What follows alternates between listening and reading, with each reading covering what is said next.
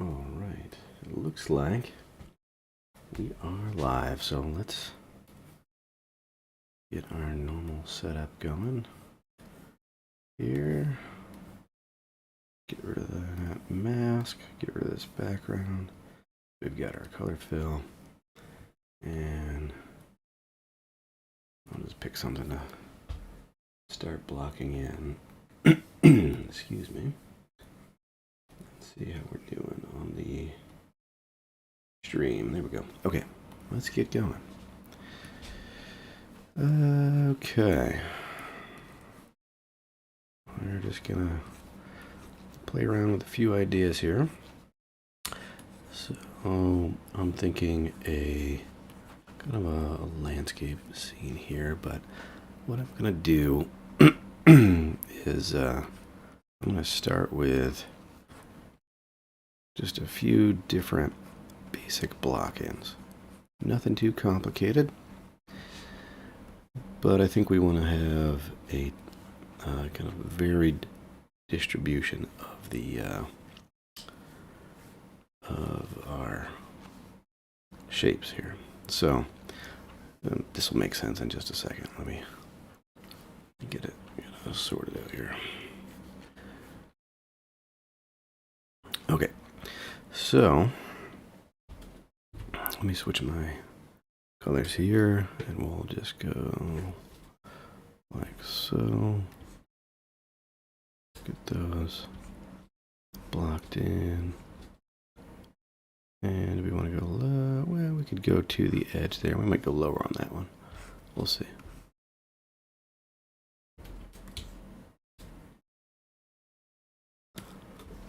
Oh, a little more. So that's almost 50-50. Ground space to sky there. Low, lower. That's about 50-50. We'll go maybe 2 to 1 on that one.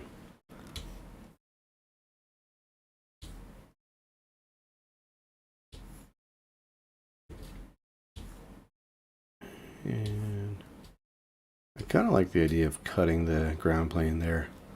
You know, so the ground plane actually goes up above the frame. Okay, and then this one, actually, I'm going to grab all this and move it down so we get more to work with there.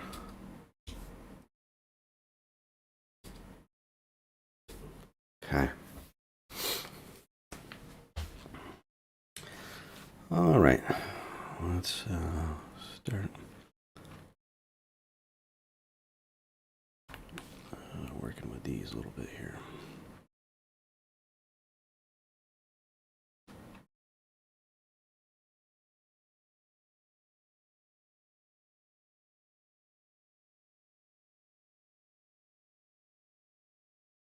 That's too bright. I'm going to cut that back just a little bit.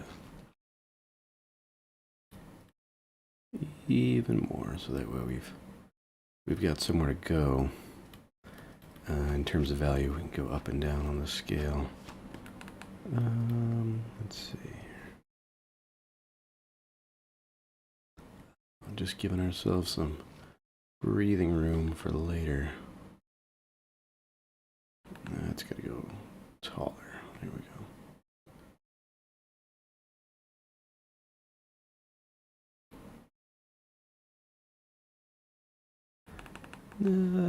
I don't know about that. Let's see if this one, we've got enough space here that I think we want to do, you know, a little bit more on that kind of road looking thing there.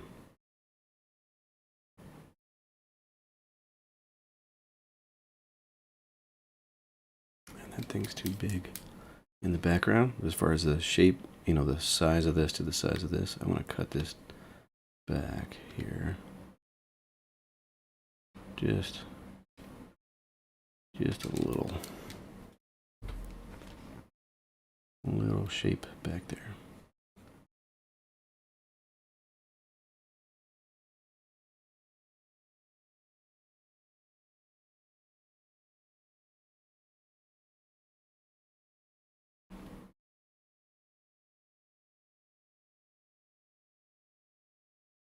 All right.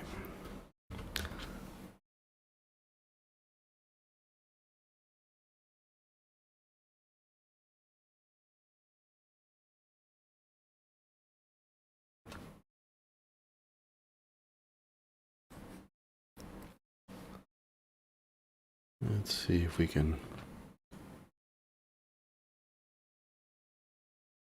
get into a groove here. I'm gonna be honest, I'm kind of grumpy. You're walking into a prickly mess if you're coming into the stream. But give it a few minutes. As long as, I don't completely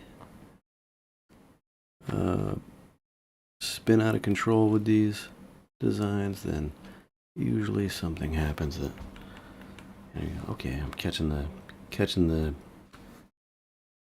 direction of this, I think images tend to give off a vibe,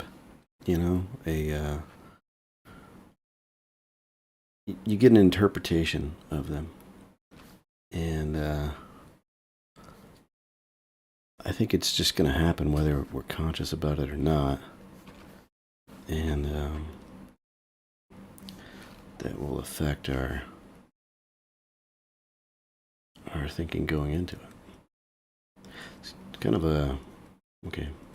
Let's try to unpack that idea a little bit more. You see something, you get an impression of what's going on. Your brain interprets that visual data, tries to make it meaningful, and it may not actually be there, but it is now that you've kind of interpreted it that way. And so you start nurturing that.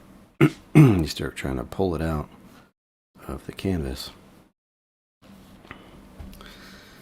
And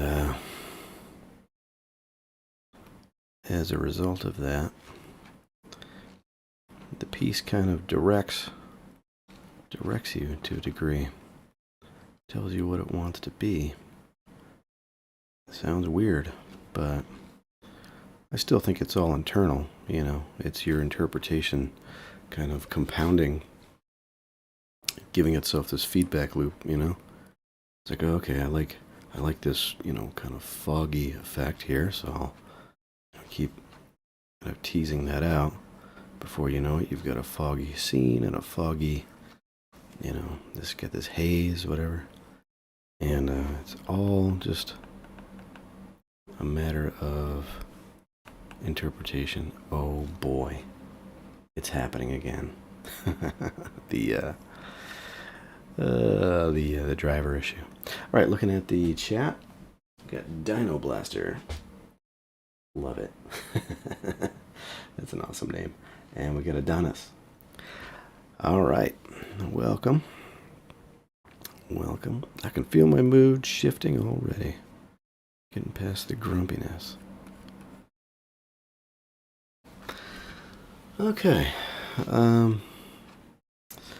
Adonis, I did get your message, and I responded, and we'll get that worked out. I'll message you again after the live stream here. But I think if I'm a little bit reluctant to commit to something this week, but I also feel like just as far as other commitments that I have, but I also feel like kind of have to seize the day. If we don't do it now, we try to push it off, then we'll have Thanksgiving, and then it'll be we'll be getting into December. And so I'm kind of leaning towards let's just make it happen sooner than later. But I'll try to nail down a time, and I'll send you a message. Okay.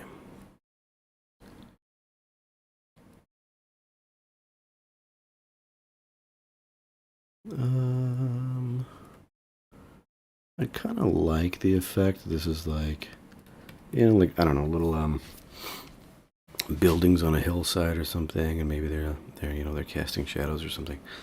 It would be kind of neat to maybe have like a cloud up there. So like, I don't know, we'll do this like big shadow here. Let's just try it out. We're just gonna try it out. Bear with me. All right, I got that shadow. Then we'll throw in a cloud over that. Cloud doesn't necessarily need to be that close. It could be higher up, in our composition, but or it could, it could be over here even, and it's just casting the shadow that way. But let's try to craft these to our liking.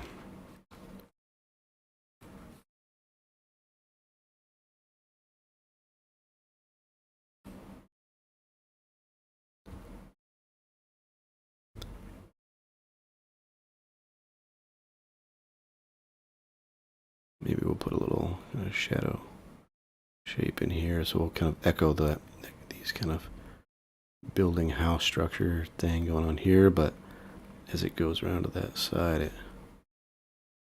becomes a dark shadow shape rather than a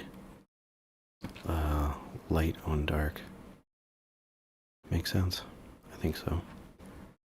I think we're talking sense. All right, let's jump to one of the other ones here. Kind of like this. I kind of like the idea. See, again, when you respond to these things, that little shape there makes me think, what if we put a structure kind of coming out of that shape, as kind of fantasy castles or whatever go. It's like you've got the tallest mountain with the craggiest cliffs, and that's where you got to put the castle, right there, right at the crest of all that. So let's see if we can kind of start drawing out that feeling a little bit more here. We'll make these peaks a little sharper. Make the diagonals even more aggressive. It's like, oh, that is a difficult hill to climb. Hey, you know what? Let's make it snowy. Because who wants to climb a craggy cliff in the winter? That's just a bad decision right there.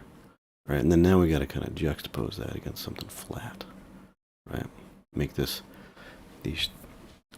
appear sharper by being kind of contrasted by a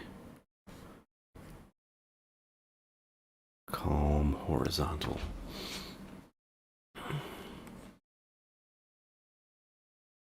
All right, I'm gonna bring down the contrast down there. Maybe we'll introduce a background out here.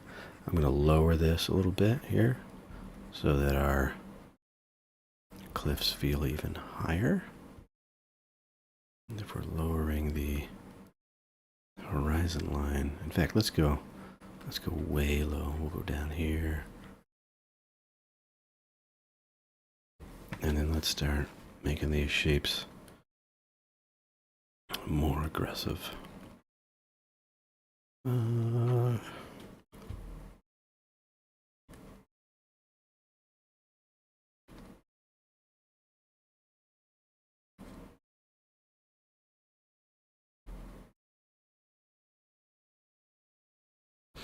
And as I'm looking at this, I'm kind of debating, does it make more sense to have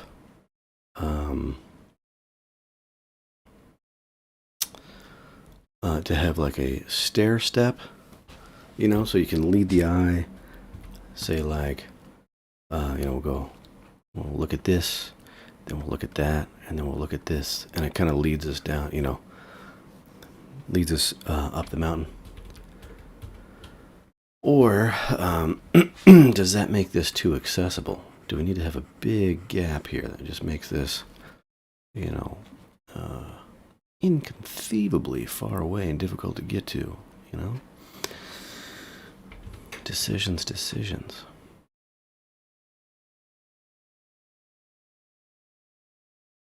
I should probably just erase that rather than doing the green color, because we've already kind of established a definition of meaning for these colors. We got white is the snow and the fog, or rather the gray, and then the green is the structure, and that gray is kind of background. Okay, and the more we mess with that and use the same colors and values for different purposes, it can start to confuse. I think you have to do that to a degree to make a compelling image with a homogeneous color scheme. However, if you are using those values and colors haphazardly, you're in the danger zone.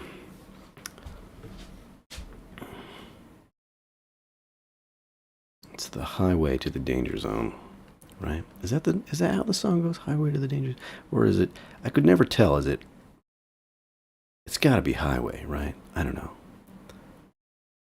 I used to think it was I went to the danger zone, but like that just sounds so dumb. But you know what? Highway to the danger zone is pretty dumb too. So toss a coin, I guess.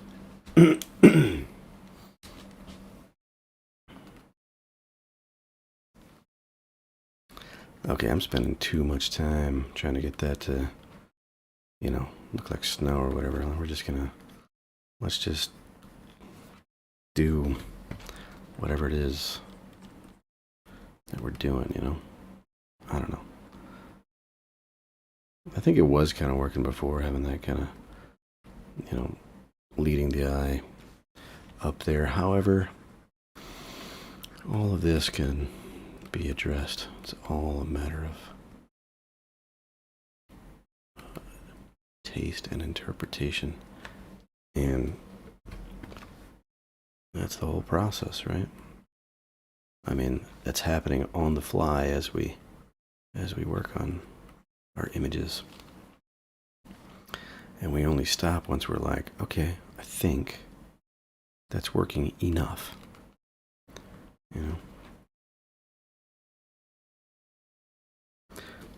Otherwise, we just keep looking at the thing with pain and frustration. Like, why can't you be all the things that I wish you could be?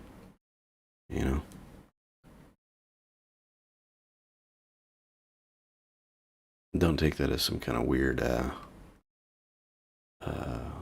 double speak here. I'm talking about paintings. You look at them and you think, this is starting to lead me this direction, but we're going to have to coax it out. And sometimes you just make a mess of things. At least I do. So speak for yourself, Eric. You make your own messes.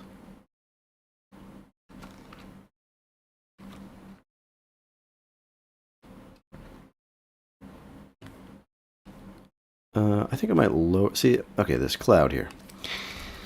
Got this cloud. And it kind of cuts through where I want this structure to be. So if I lower it, I think we end up we can make the... this whole thing look taller, And I think if we maybe bring one up here...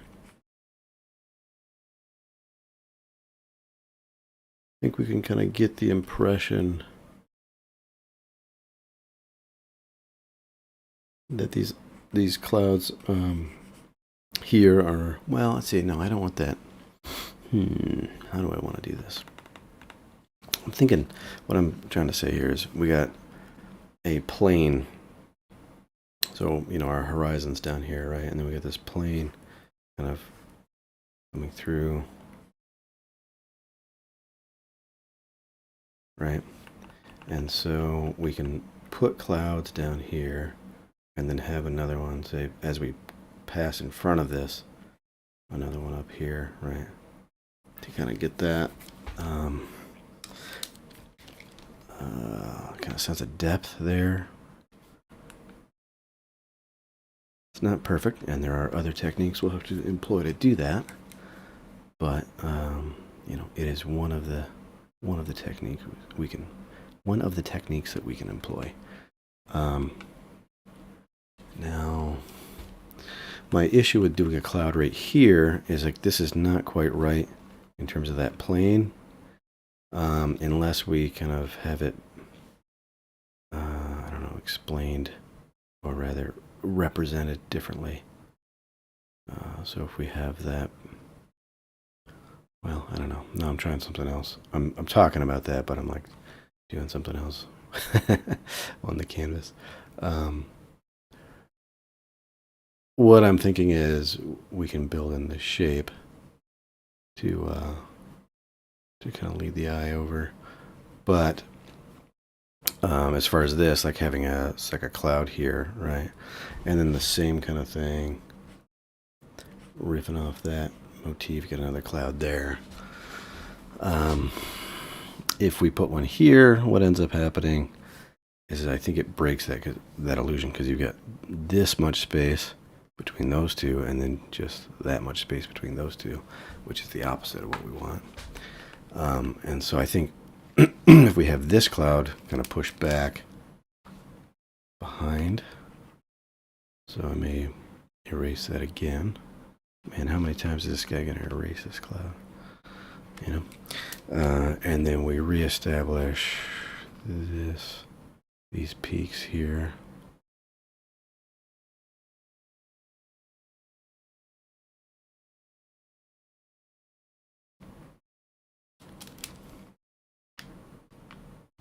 And I'm going to cut that back to make it a little smaller.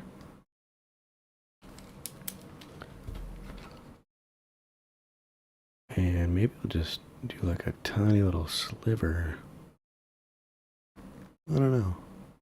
It's funny, I think I preferred it without that white up there. The idea that I was playing with here was that the rocks are this dark green, and then you've got like this castle that's kind of built coming out the side of the rock. But I kind of hate just the degree of contrast once I put that white in there.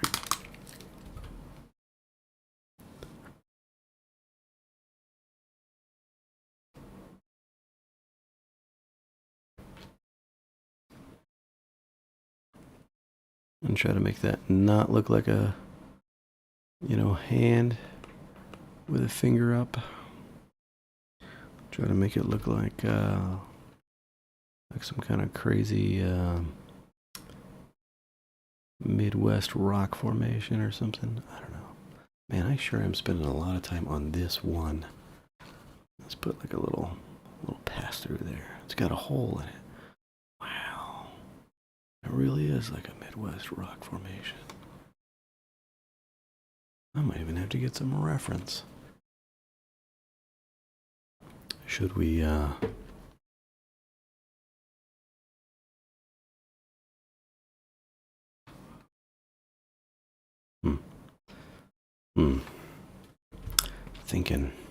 Thinking with grunts.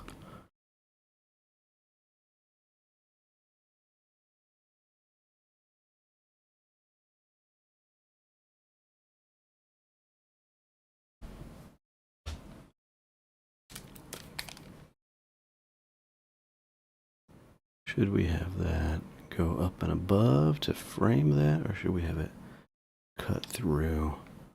I tend to prefer the cutting through because that establishes space more nicely, in my opinion.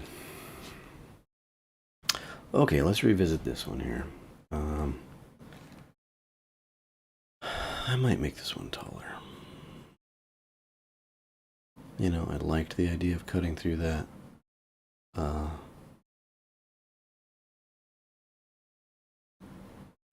ground plane there, but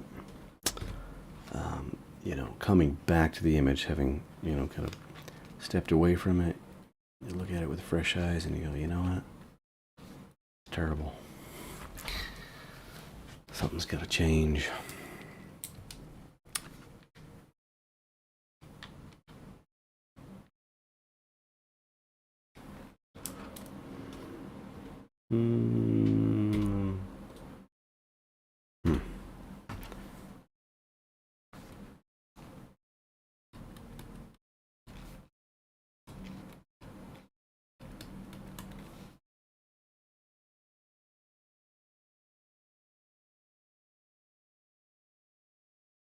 Let's go even lower with all that.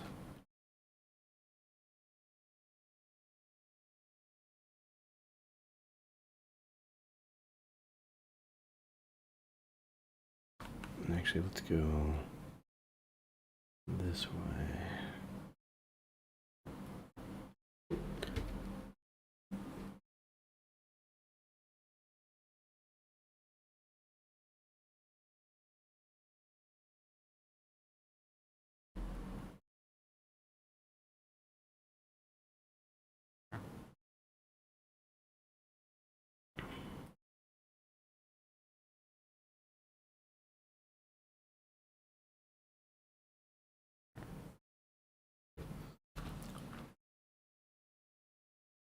Maybe we'll have a little kind of city down in the valley in the distance. What is this guy even talking about? Cities, valleys, distances? All I see are swiggles. I'm telling you, it's all a matter of interpretation.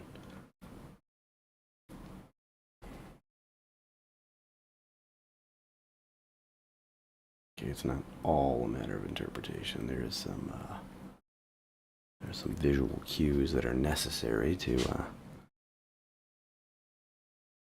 make interpretation more reliable, I guess we'll say.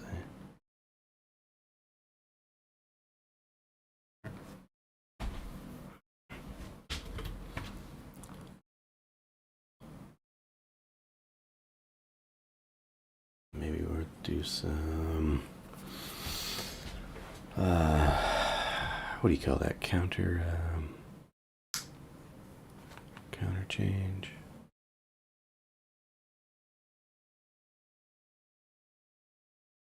So we'll make this light, and then we'll make this part dark.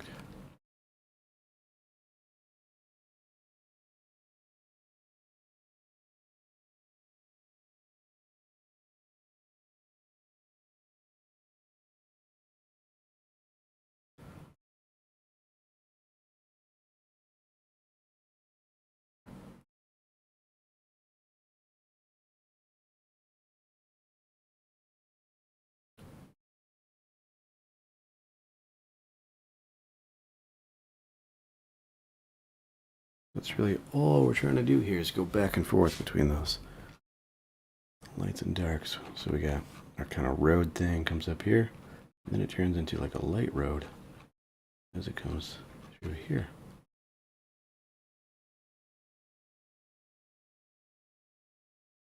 And then as we get up to this portion, we pull the old switcheroo again.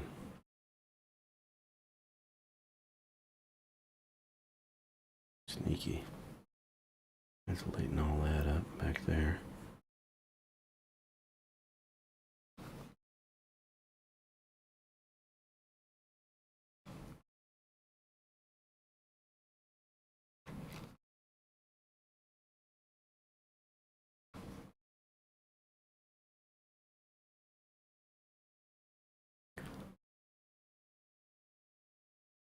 Now, what needs to happen with this?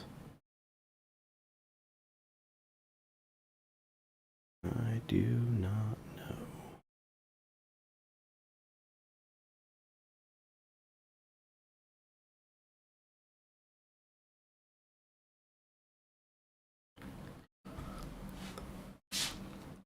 think a lot of this could be flattened out a bit.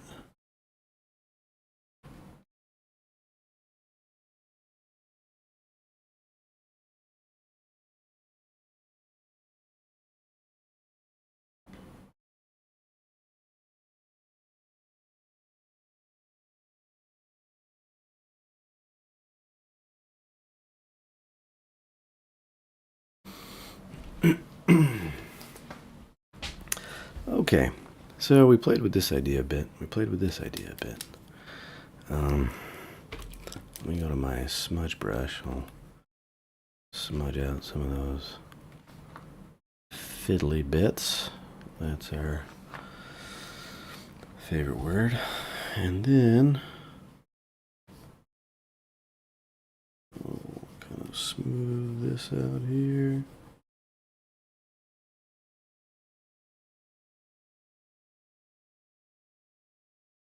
And then we'll roughen up some of this.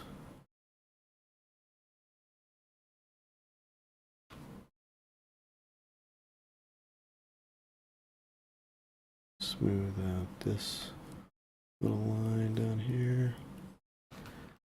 And roughen it up again down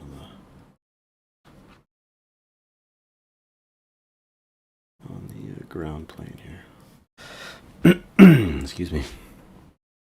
Same drill over here. Smooth, rough. Trying to work these shapes back and forth against each other.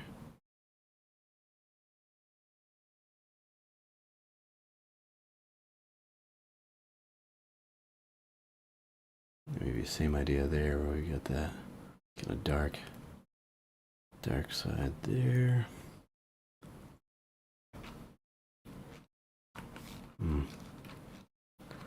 don't know. I'm gonna grab that frame and utilize it. Oh, we got one that we did a whole lot of nothing on right here.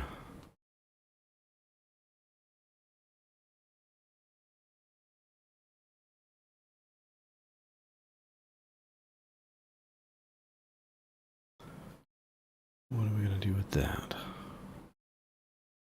I don't know. Something told me I was supposed to do this, so I did. That's what I'm saying. It's hard to describe. You see that shape and you say, okay, that's simple. Without losing the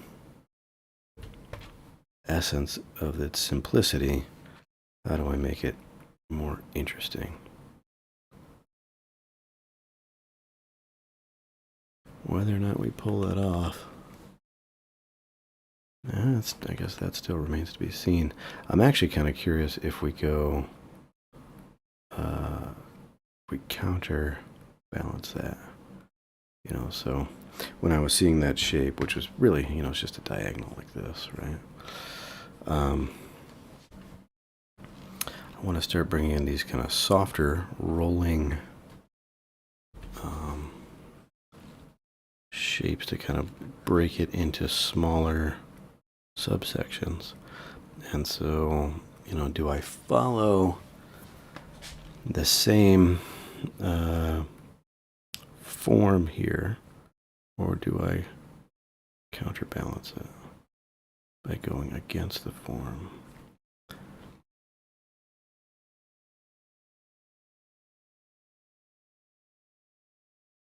Am I making any sense? What is this guy talking about? You don't make any sense, Eric. You're out of your mind.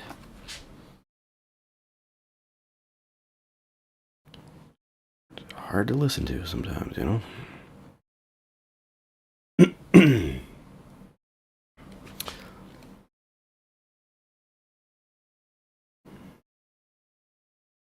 I do know.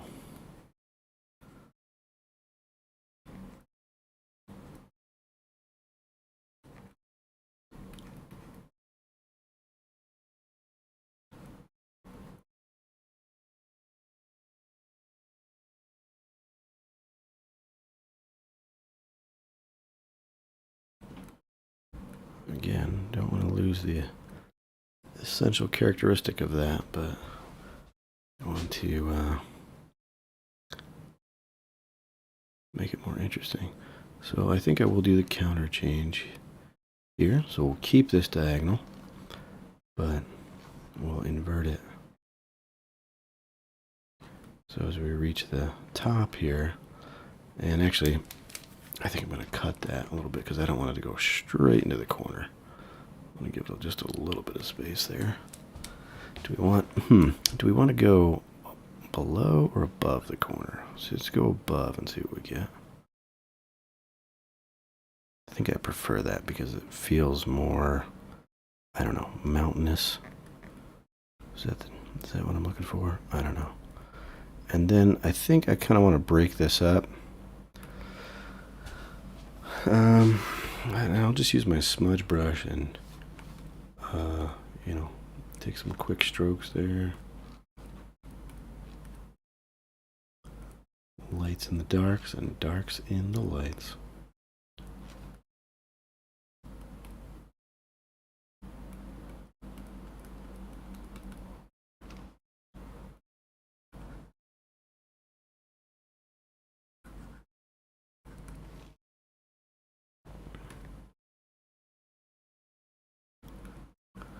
And then, do we want to lose that edge? Or do we want to keep it crisp? It'd be kind of fun, I think, to lose it in here. Have this cloud thingamajiggy right there. Maybe we'll introduce another kind of cloud layer going on right there. Cloud layer, what? Cloud? What is this guy talking about? There are no clouds. This thing doesn't even make any sense.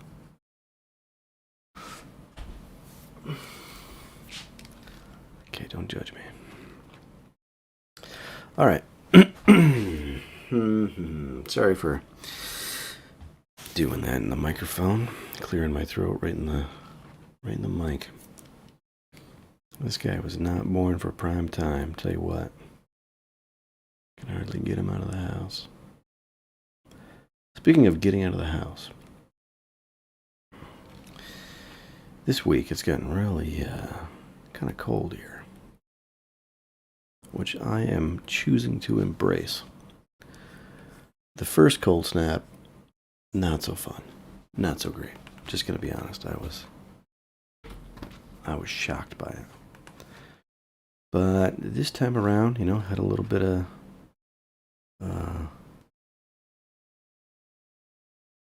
forewarning,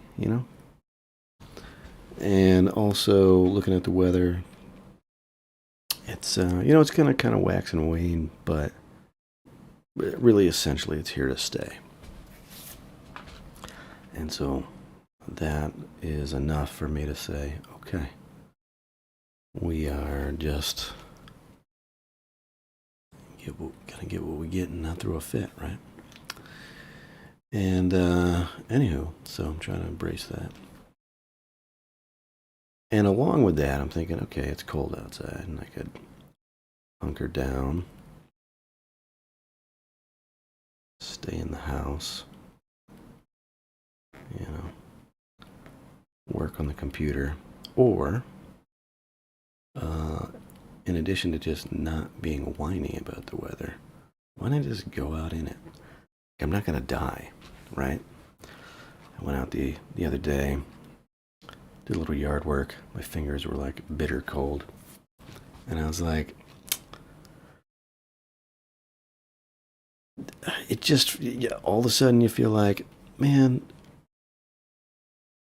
I'm just being a wimp, if I'm at my computer all day and I'm like, I can't withstand just a little bit of discomfort, like with the full knowledge that it's not harming me in the least bit. It's just discomfort, right? So anyway, this is not really meant to be some kind of motivational thing or any kind of self-deprecating thing. I'm just saying, coming to these realizations, like, is comfort, is that what I want? Is that the value that really matters? I think at the end of the day, metaphorically, at the end of your life too, I guess. You know, would you want that written on your tombstone? Like, he was comfortable. Man stayed comfortable. Good on you. You know, I don't know. I don't think that's a high enough calling. So anyway, there you go. These are perhaps a little bit raw and unfiltered thoughts here.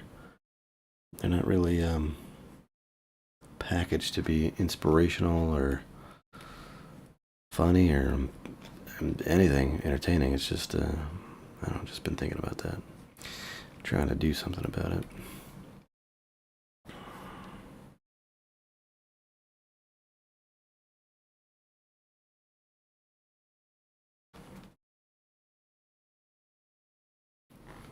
All right. So here we can kind of push this shape in front or behind. What do we want?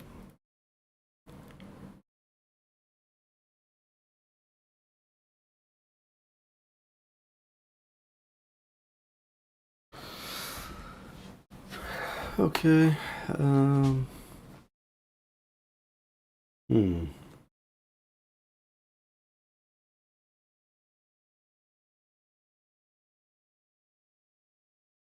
Smudge these together.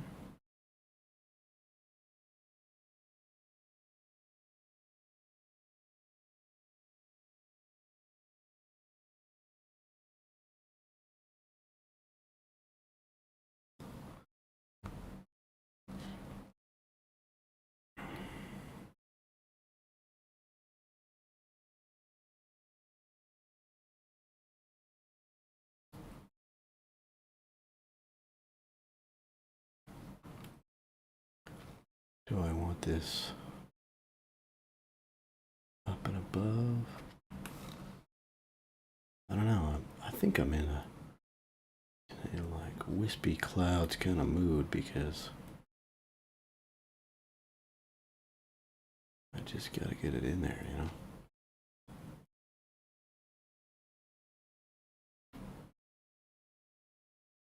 Misty Mountains.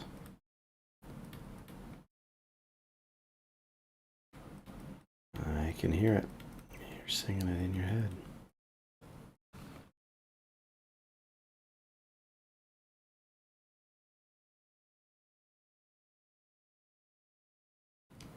It's like the story of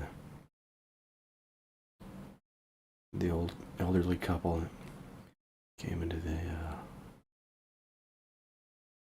the medical office because the husband had ringing in his ears so loud that the wife couldn't stand it.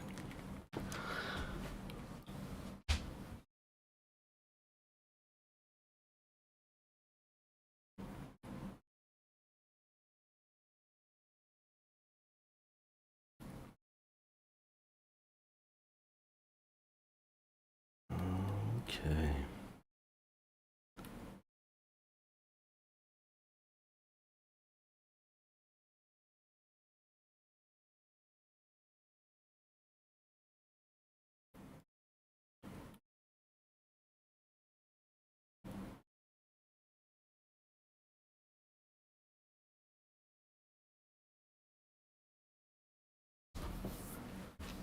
That's kind of fun.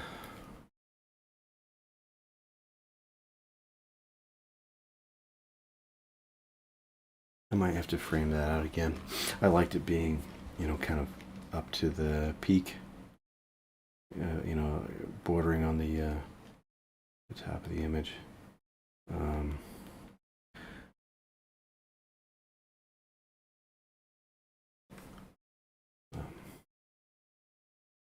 We shall see what we'll do with that.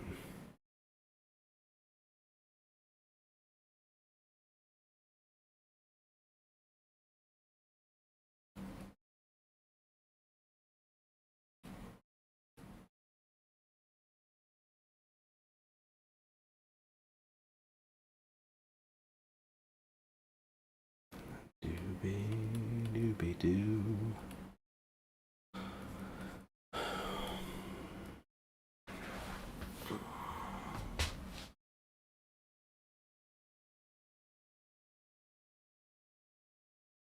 Get these little wedge shapes going on. Everybody loves those wedge shapes. Triangles. I'm telling you, they're magical. They lead the eye.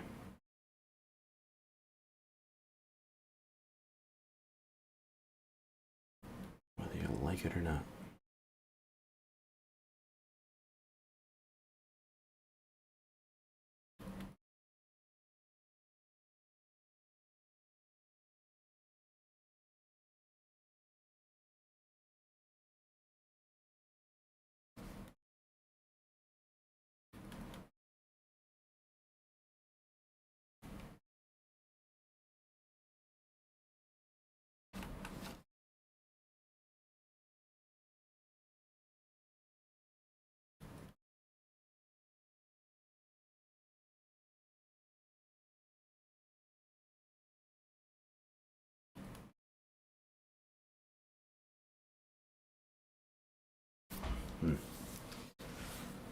Okay. All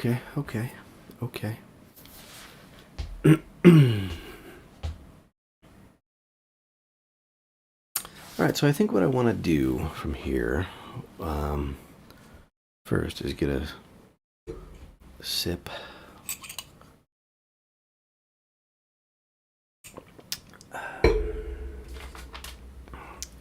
Second thing is, we'll crop these out, and then I think we'll hit them with an overlay to just kind of like push lights and darks, and kind of feel out the composition a little bit more. I suspect that after that, what we could do is maybe mask and cut away, or use the smudge brush with like sample all layers to kind of redesign, recompose. But you know, we're already talking like 3 steps out, and by the time we get there, I'm going to change my mind. So let's just do it. We're going to go here. Do we want to crop low? So have those kind of above. We'll adjust it. In fact, we're gonna get real smart here. Look at this. We're gonna use this vector-based tool for our mask instead of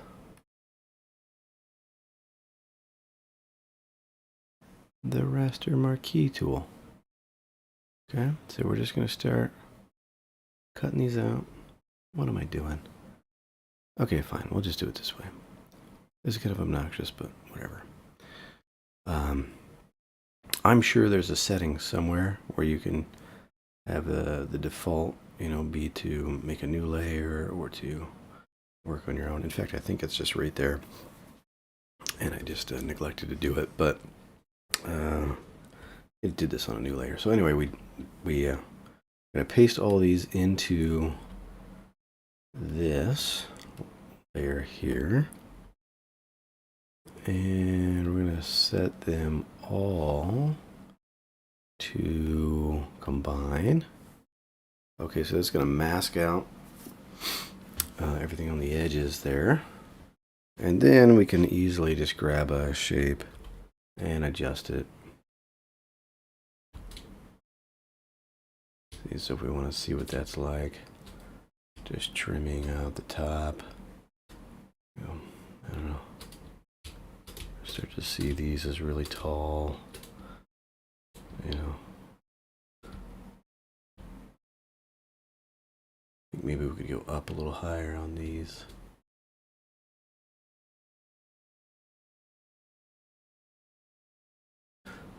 Yeah, this I think is more of like a motif that we need to repeat in order to get that effect, but I like that. Okay, well, so we'll go here.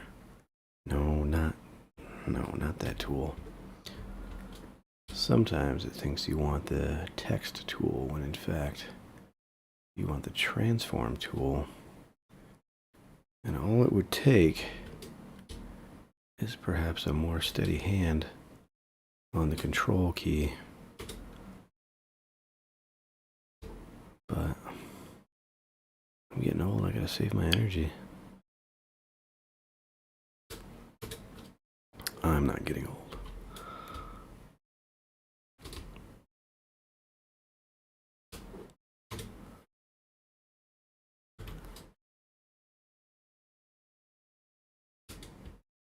I had this realization several years back. I hate to admit that it was actually probably about 10 years ago that I thought I was getting old. And I would just like bend down on the ground to play with my newborn son at the time. He's now 10. And every time I would, get down to the ground, I'd have to like grunt. And I was like, what in the world is wrong with me? I don't have to grunt. I could just not grunt.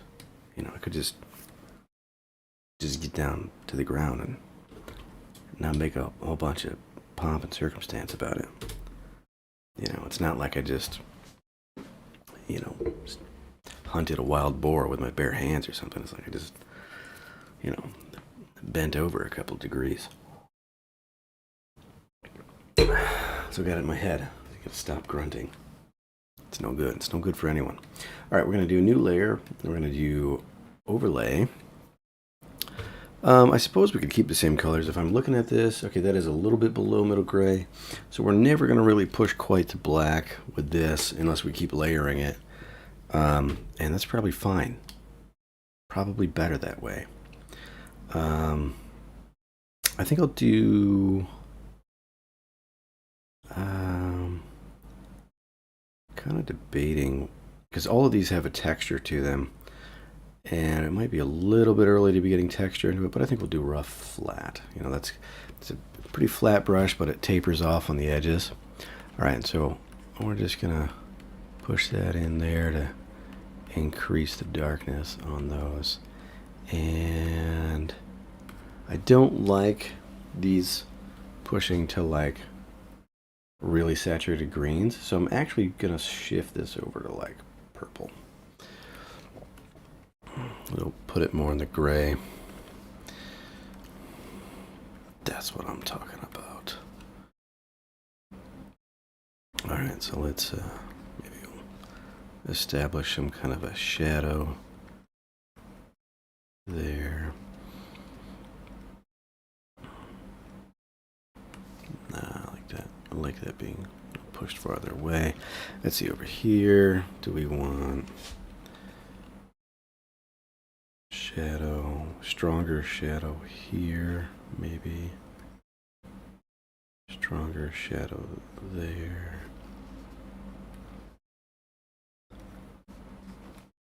Oh, we gotta pin this layer.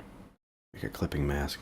Hold Alt at the line between the layers and tap there to make your clipping mask.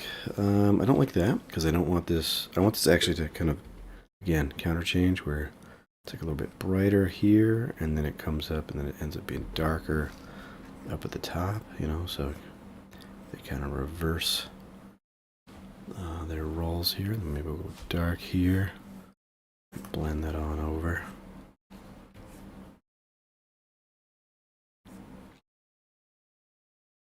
Do I want that darker or lighter? Do I want to?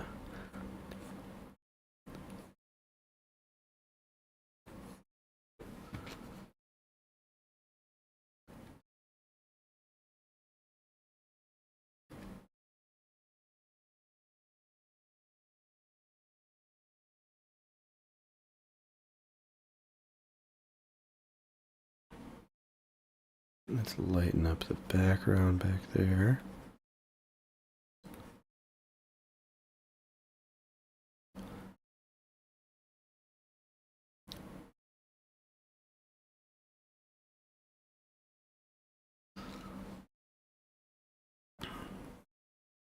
Oh, you know what is not happening here? is so this is being this is pinned to this layer, and the fill behind it is independent. Know what I'm saying? So that means we're only really bumping up the values that we've already painted.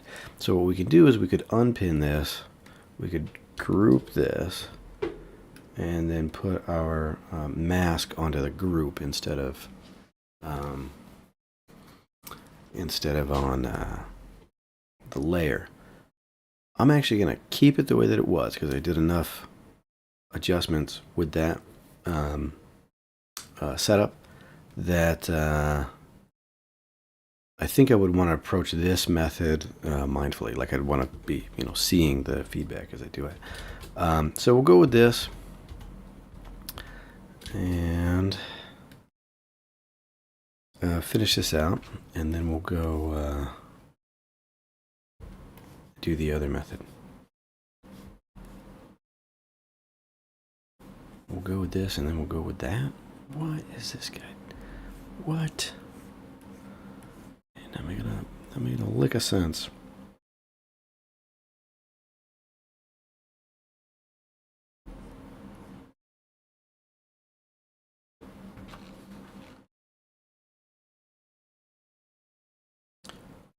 Could you just try, Eric? Could you just try? Try to make sense today.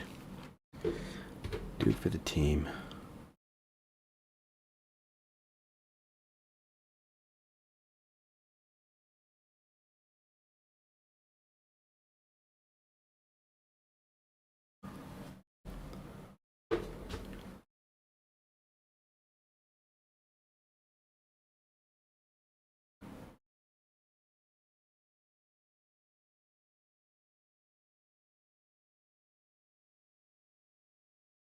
Yeah, I don't like any of that. It's making all the adjustments that I'd really rather not see.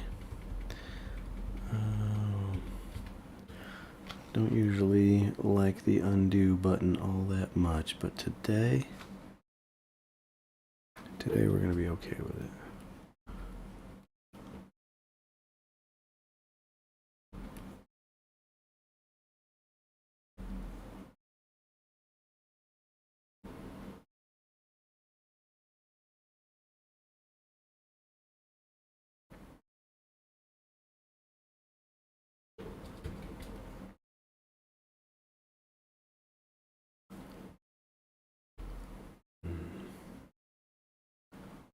Okay, whatever. Let's move on to the next.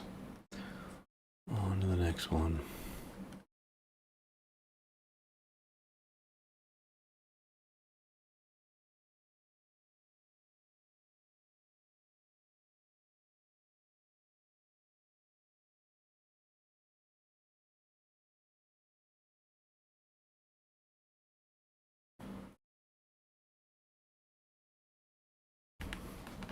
All right, maybe we could incorporate some kind of a shadow here. So do we want, say, this whole side in shadow? Maybe.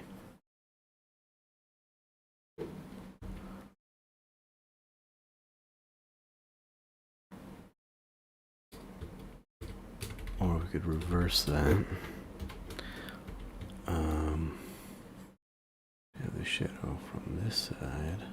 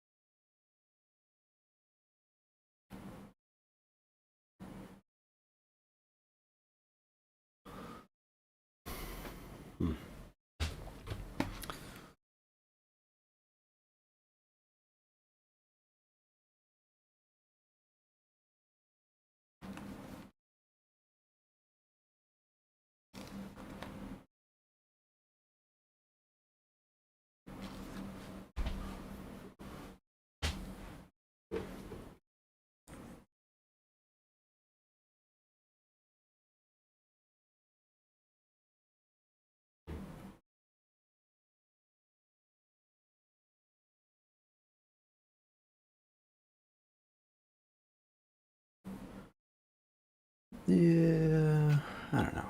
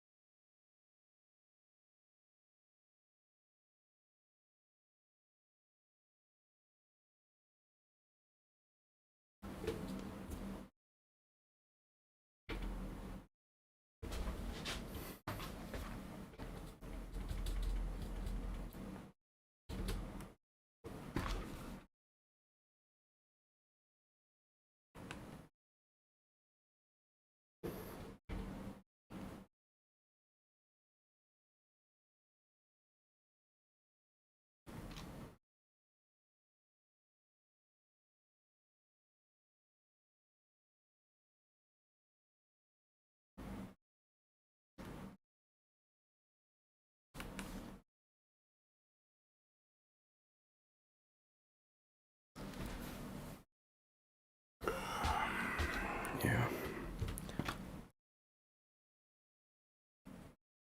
Yeah, I feel like there's a negotiation to be had here with this shape.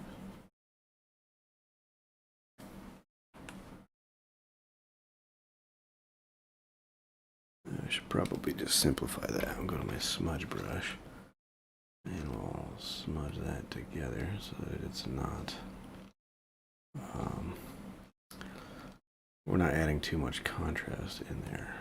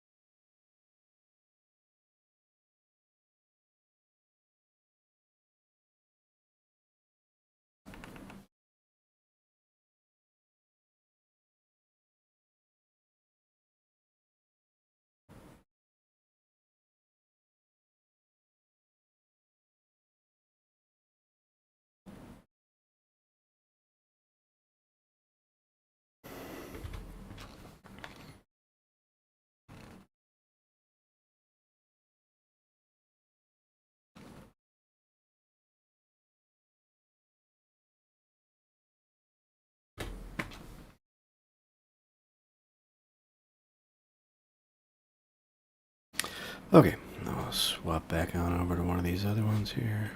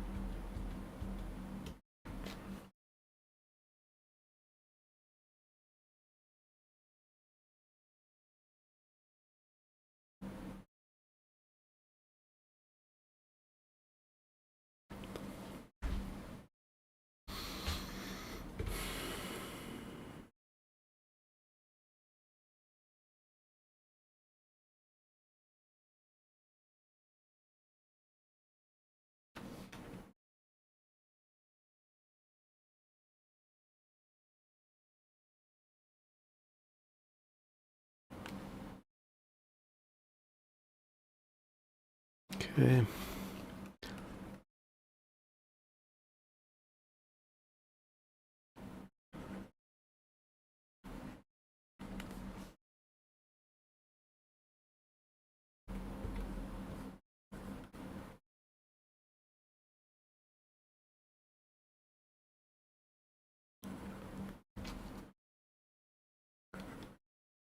So here we make a choice whether or not we want this to be,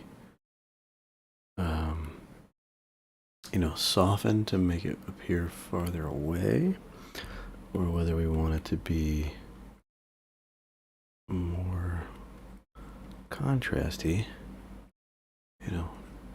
darkened and sharpened up so that it draws attention.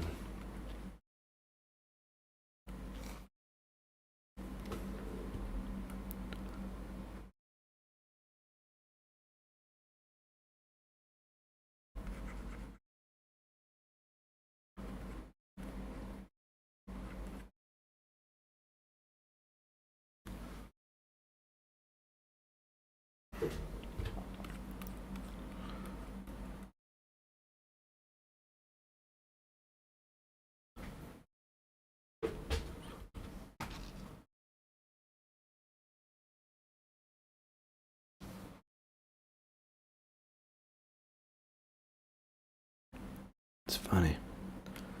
Really, we're spending this much time just doing thumbnail sketches? When do we get to the meat? Make the painting.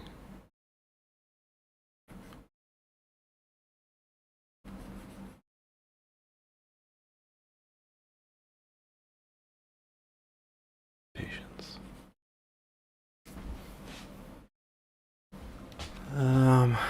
Do I like that? Or would I rather see it have just kind of like a bright note here?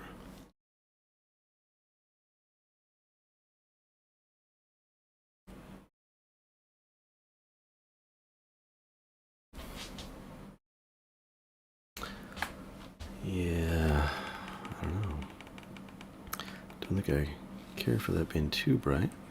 I don't want to see. I want that to kind of obscure the stuff behind it, so I don't want any, or don't want too much translucency there. And maybe we'll do a counter change on that.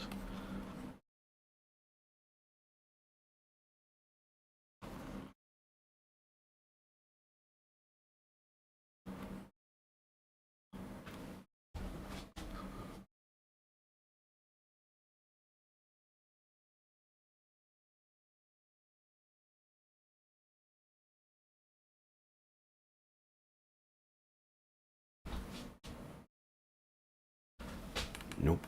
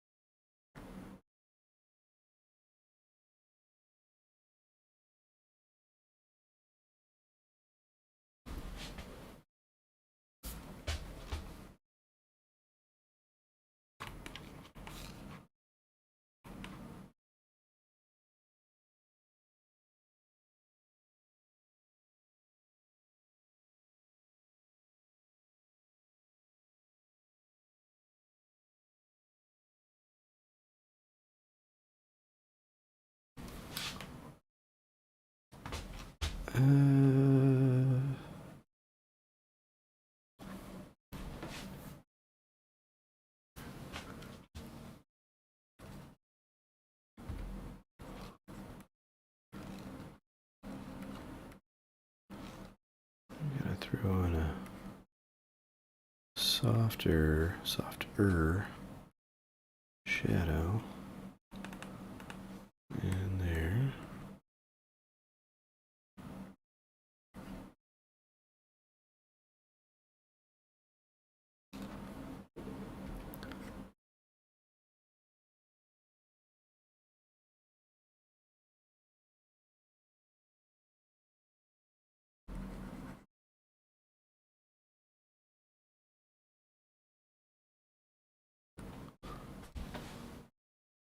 Alright, I think I'm just gonna have to come back to that one in a minute.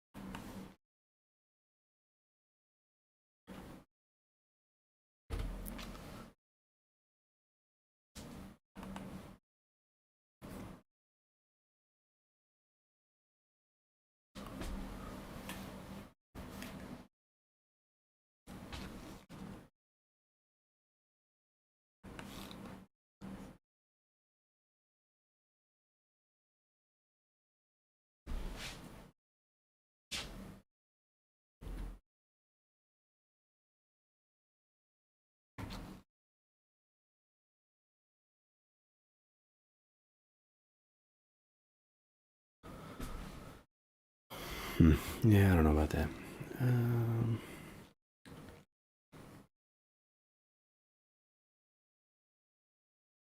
All right, now I think we.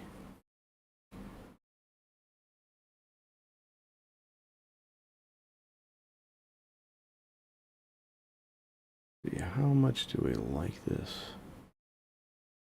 Make some soft changes, but let's keep those soft changes soft, you know? And then we'll group this.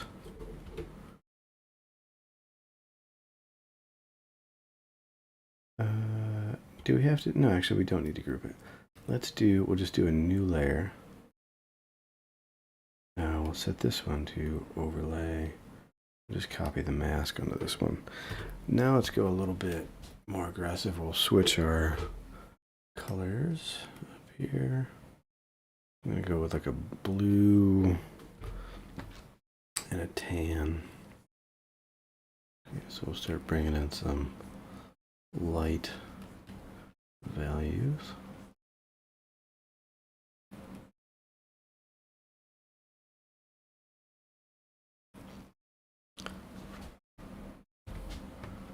The blue, I guess, I don't know if that blue is gonna push. I guess it's just enough to push things darker.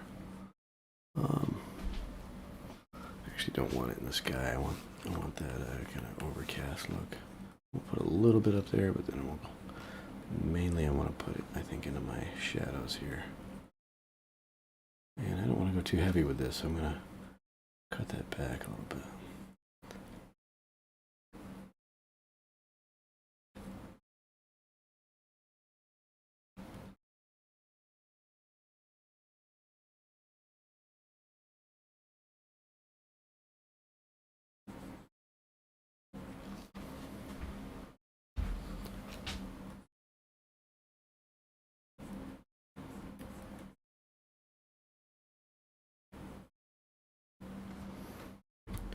And then I don't know if I want to intensify this. Yeah, I think so.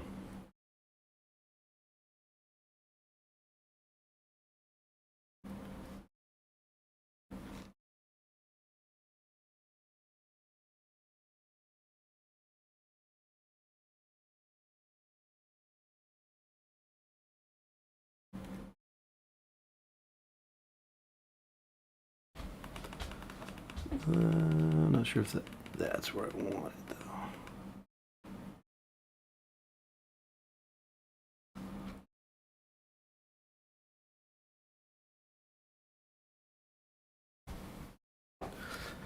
All right, let's keep on. I don't think I want it in that image because this definitely has much more of an overcast kind of feel. I think what this is kind of getting at, I think, is a light kind of peeking through the clouds. So you get just a little bit of that warmth where maybe some sunlight is able to hit, but you know, it's just like just an opening in this overcast scene. And so you know, we'll play with it, decide where we want it, but I think generally speaking we're gonna try to limit it to just like, you know, one little area that we want it to hit.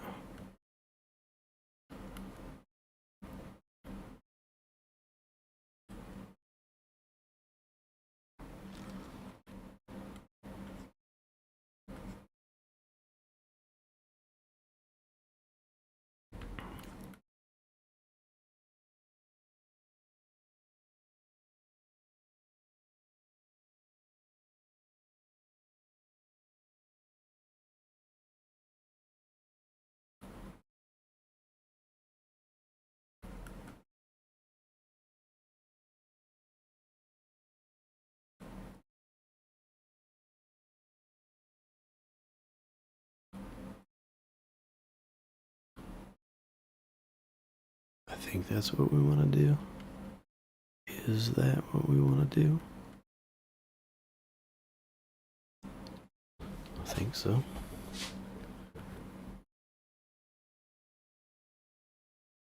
Maybe we'll invert that so it's kind of coming that away from down there. You know, that away.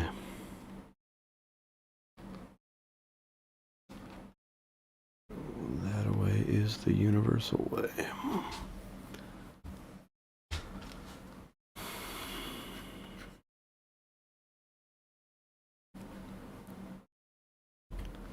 What could he possibly mean by that? This guy does not make any sense.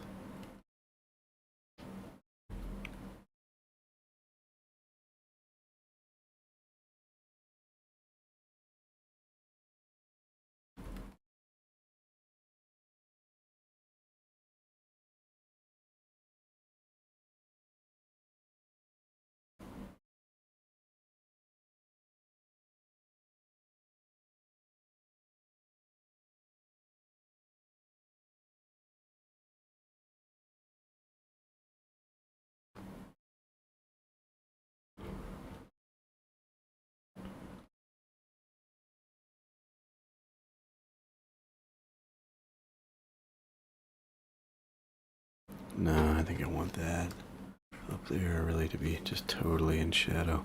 I like that it's I don't know, it makes it more mysterious that way maybe. Okay, down here I think we could do that effect. Just a couple of areas there maybe.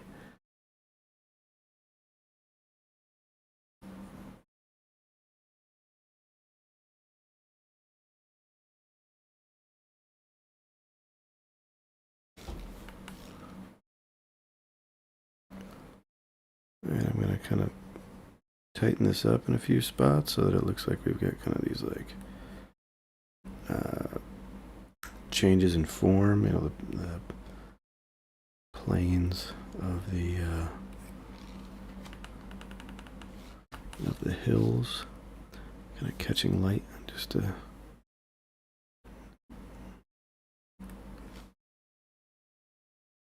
little bit differently.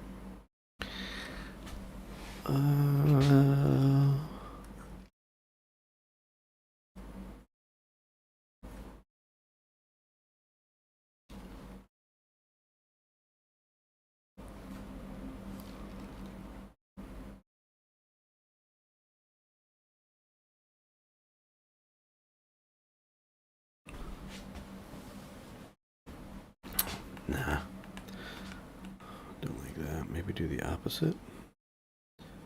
Wedge in like that.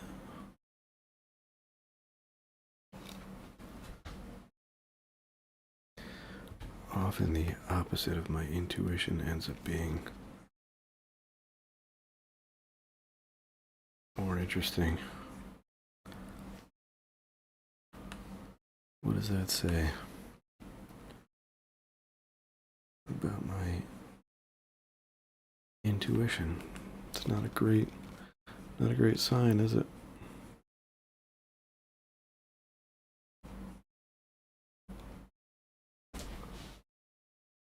Nope, don't like that.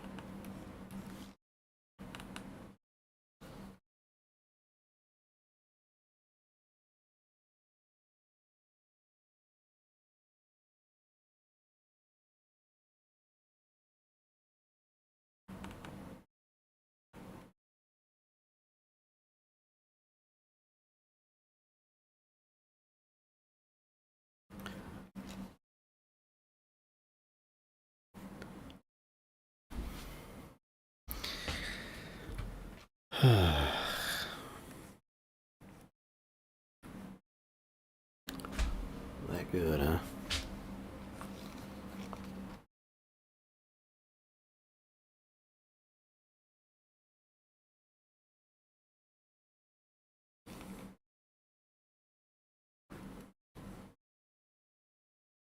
Nothing quite like a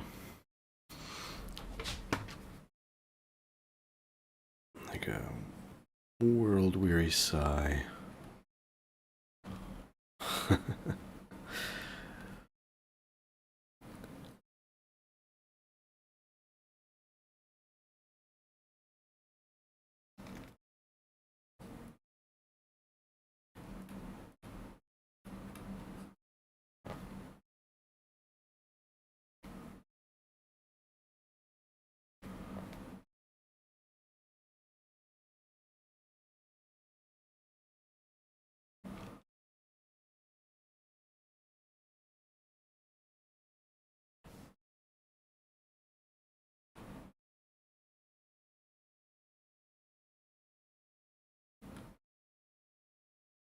Okay, I'll just tell you what it is. Tell you what I'm thinking.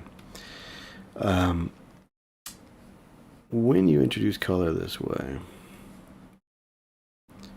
you run the risk of having these really off-putting relationships between grays and saturated tones. And I don't know, it can't be described as anything other than a kind of digital approach. I don't think I've ever seen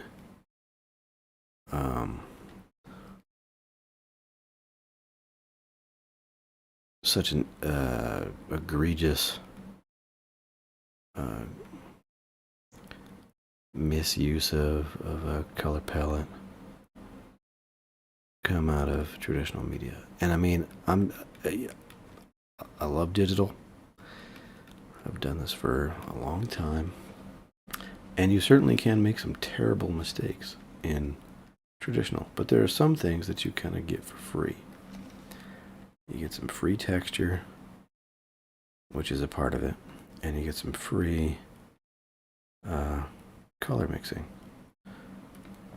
Some of that can be garish and terrible, but it tends to go a different direction. You know, as colors mix in traditional media, if they go south and they're not really working for you, they tend to just get muddy, brown, you know, maybe like this off green, but not like this weird airbrushed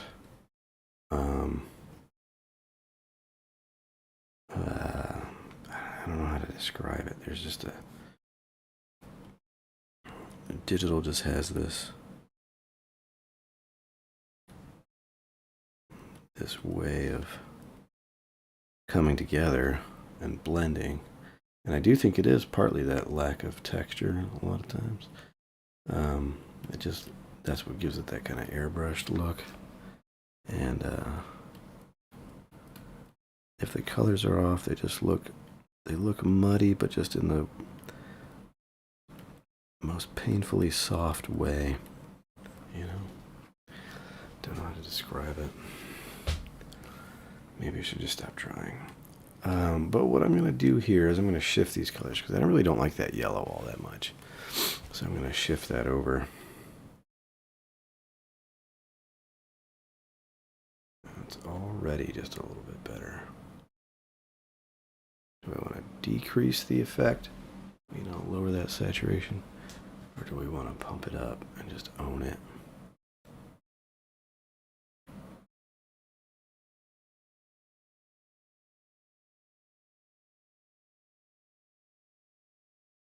Let's leave that about the same. I say we're going to go subtle, and then we'll sneak up on it through other means. Let's go color balance. Drop that mask on there. Delete the raster mask. We should probably do a curves first, actually, because we're not going to get a lot out of this color balance, being that we're pretty tight. You know, we've got nothing really darker than like a quarter of the way down. Nothing quite to white, which is fine.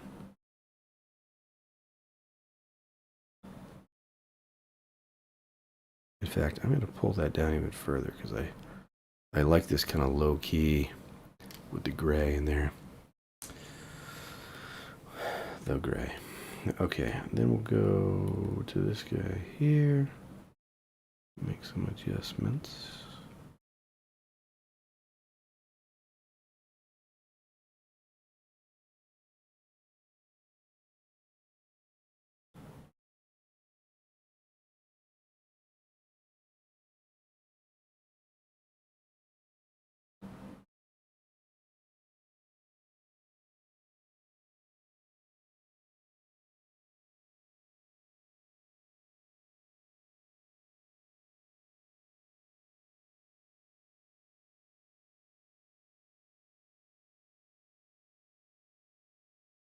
And we'll go to our highlights.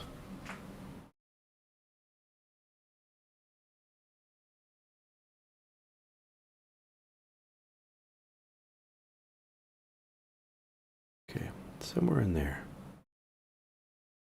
Okay, so what did all of that do?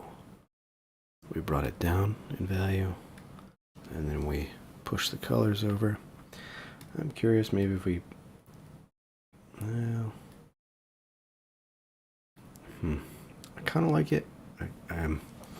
So, bringing the values too close together, you kind of get this like... Or I'm sorry, let me rephrase that. Increasing the range from light to dark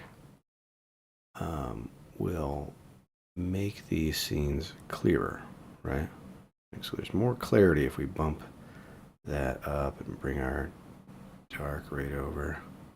You know, we got this high contrast thing going on. And that can be eye-catching.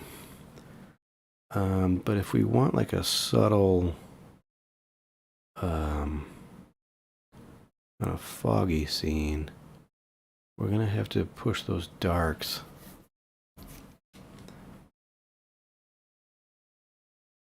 we're going to have like this kind of low contrast. I mean, we can get a little bit dark like in the foreground, but see, as we get into that mid, we really don't want that to go too dark if we want it to appear to be foggy. Now, some of these are going to be a little bit more foggy than the others.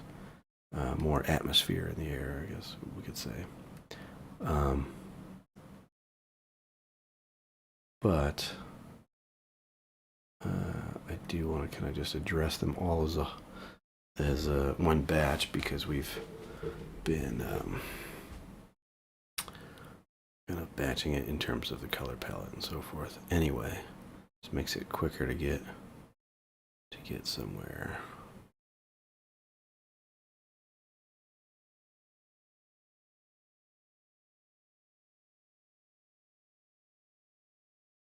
I do like some contrast. I mean, we're already lowering the brightness. Yeah, but I think I want to kind of condense that so that it's really low contrast in the light values. And we could probably adjust this a little bit more. I kind of want to stop and kind of handle that as a separate layer, or like a separate adjustment. Let's see, do we want...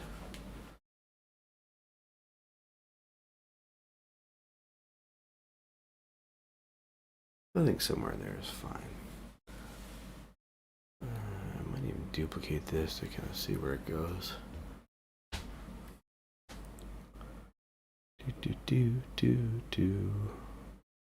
Lighten. Okay, I like that.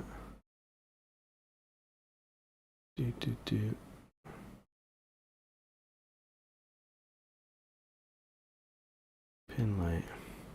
I'm telling you, I always like pin light. It's rad. Okay, what was I saying? We were gonna do something. Oh yeah, crunch the lights and dark. So okay, so we've got this curves here.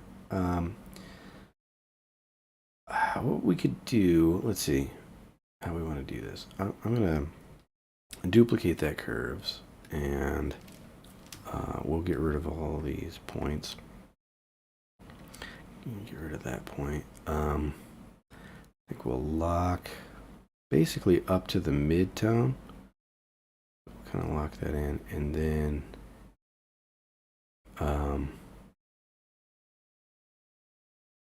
up above that, I want to kind of bring this all together, and I might need to adjust where that point is.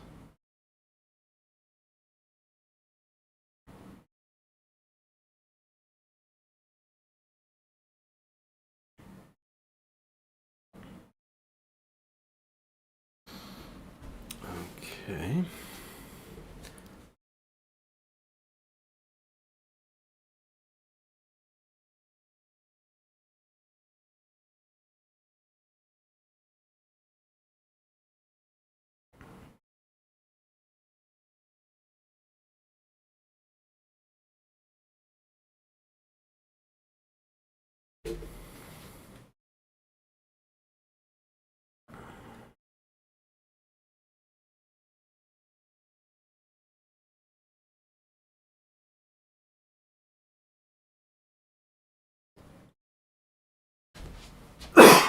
Excuse me.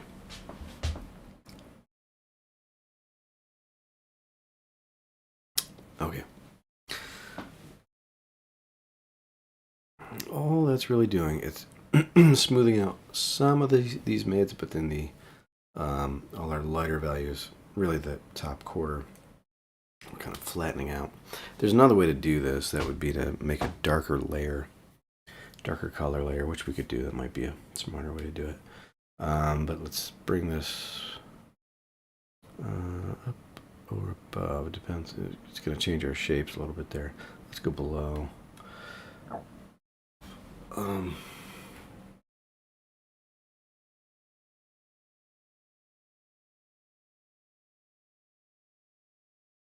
What if we put it? We'd have to readjust everything to fit that other curves layer.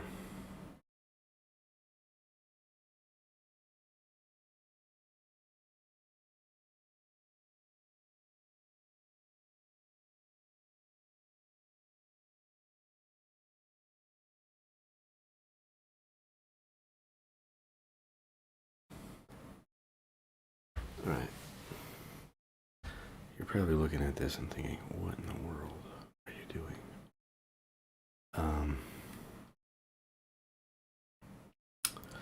But the idea here is that we can get all of our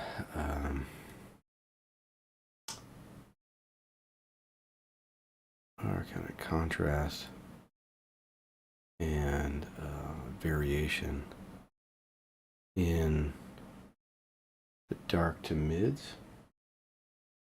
and then have our light values just kind of flattened out. And we could choose to do the opposite.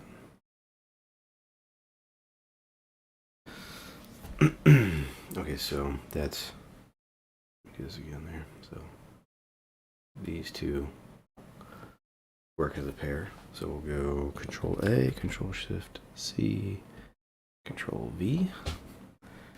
So that's to grab everything and paste it. And then we'll do the same thing here. Paste it. And let's just do one without this. So that's just high contrast. And the other method I had mentioned was, okay, so actually, first of all, I said we could invert it. We could do the opposite. So let's give that a go. Let's copy this.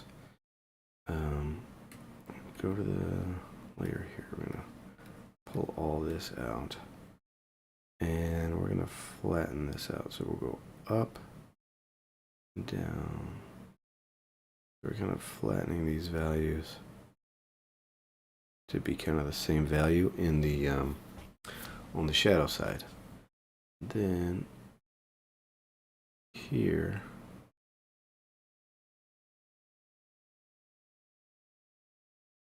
we can increase the contrast.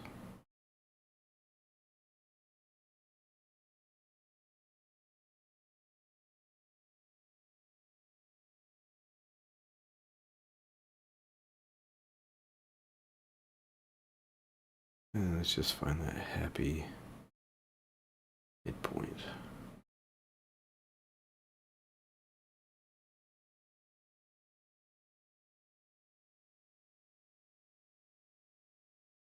Okay, something like that.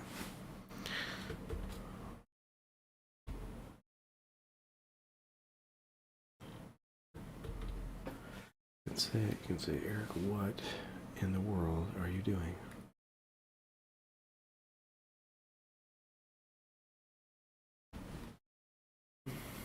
All right. So we'll grab all these, group it. That's our adjustment. Then we got these different variations. So this one, I think we could, well, let's play with the color balance before we change the value. So this one, basically what we're doing here is we're grabbing all those darks and we're kind of crushing them together into one zone. And then we're taking our, hold on, put that mask on there. Then we're taking our lights and we're kind of expanding those so that they have a greater range.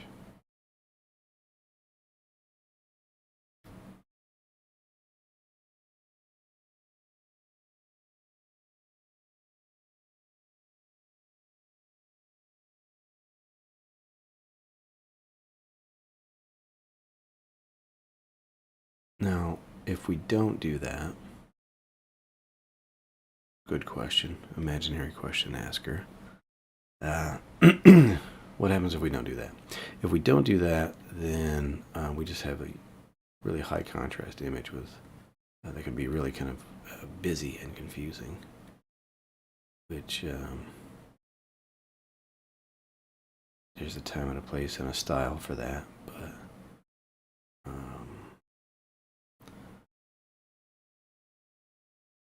that's not what I'm doing right now.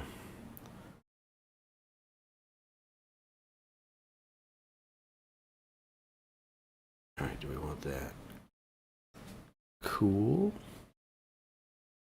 or neutral gray? I kind of like the neutral gray. That's going a little bit too far there. And in fact, we could just switch this to color.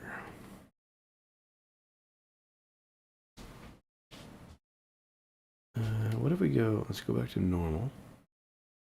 Normal versus color. It does go a little bit darker, so we could do darken. Okay, now this was it the opposite? Yeah, I mean, basically it's the same thing. We just push the contrast a little bit more than this one. So I'm actually going to just grab this one where it's flattened out, and we'll go to, I think I'll do curves first because I want to push this higher.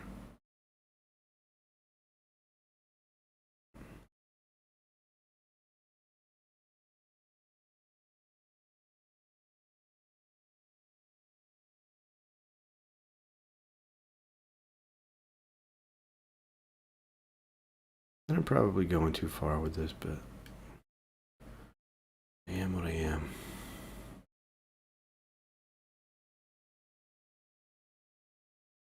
To a hammer, everything is a nail.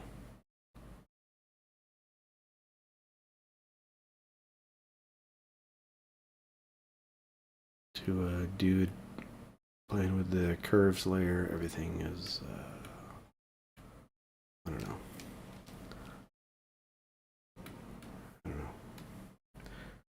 something. See, this is why I don't write Proverbs. It's just too hard. Okay.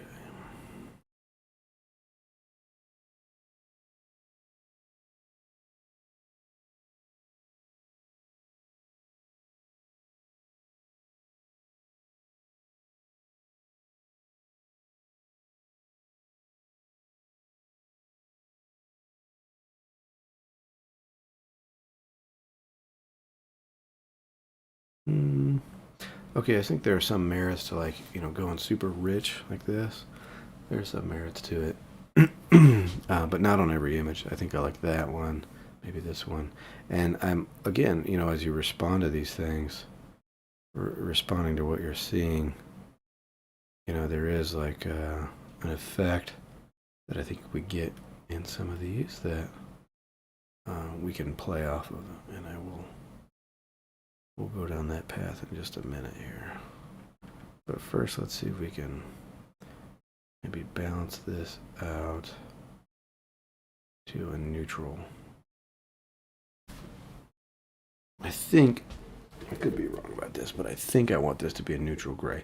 It might be interesting to push it to a really hard, like committing with a really saturated color, like a deep yellow or something, Is there such a thing as a deep yellow? A very, very much vibrant yellow. What's this guy talking about? Deep yellow. I know such thing. All right.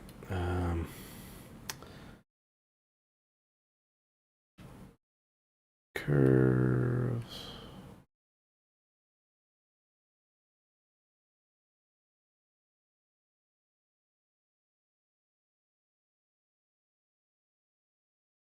I might bring it down just a little bit. All right, well, okay, let me just do an example of that. So if we do solid color, that's fine right there. And then we'll pin this, and then we'll do darker. We could do, there's a couple ways we can do this. We can do darker color, and then you just play with the color until it's only hitting those zones, right? But you can see there's an obvious, like a banding. There's an issue where it cuts off. So what you could do is, let's say we pick a color, I don't know, something like that, okay? What you could do is you could go to like multiply or burn. Let's see what's got a nice kind of fall off.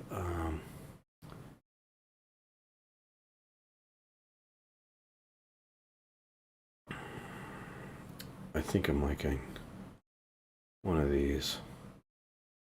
This, I think, is a nice transition, right? Is a vivid light. Transitions from, this bright color into this, more red. And so anyway, what we can do with this is we can then go to our blend if and just, bump this up and get it to that edge that we want. And see, now we've got that transition. Fall off, we'll call it.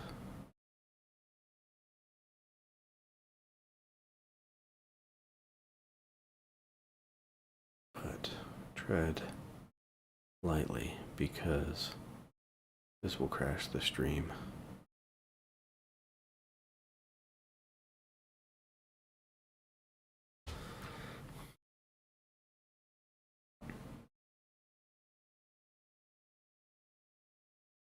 I'm going to keep it tighter like that. And then we can change the color itself.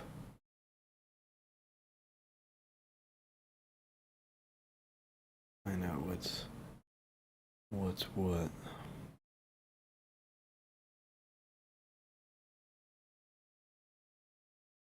What is what?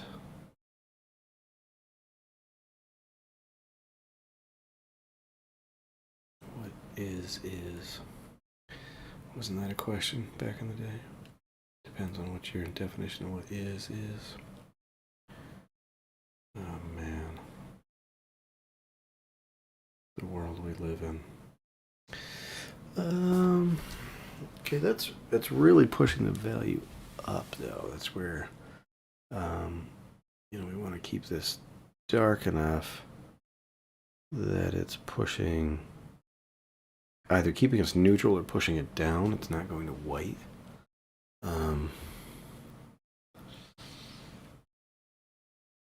That gets pretty intense right there.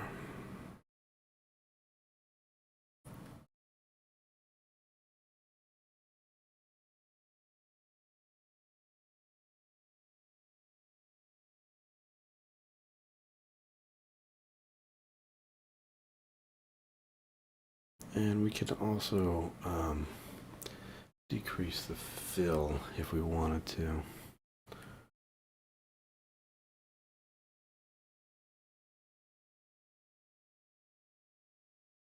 You won't do.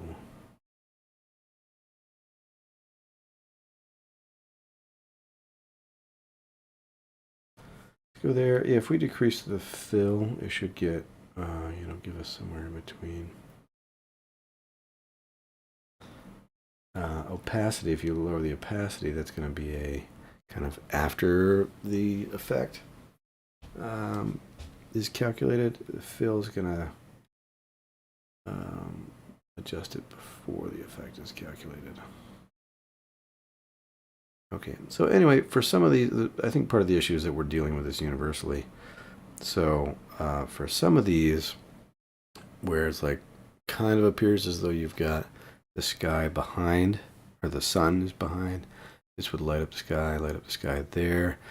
Here is fine, this is okay. I think for these ones up here, this, it blows it out.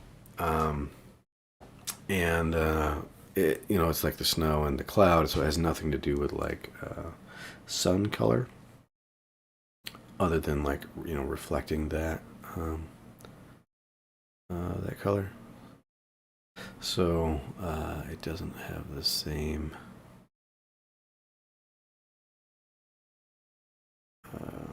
I don't think it's interpreted the same way.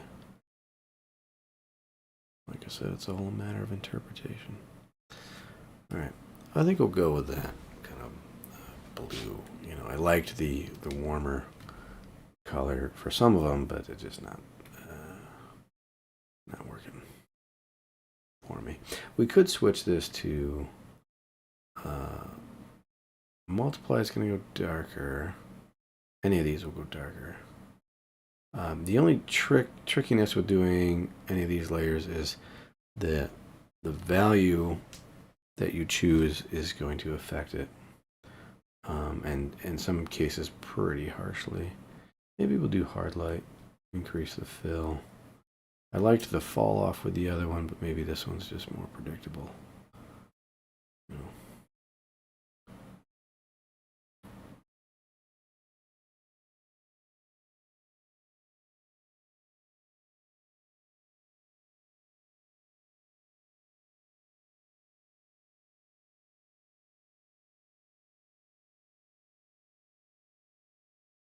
Yeah, I mean, it's already more predictable, you know, with that. Fill.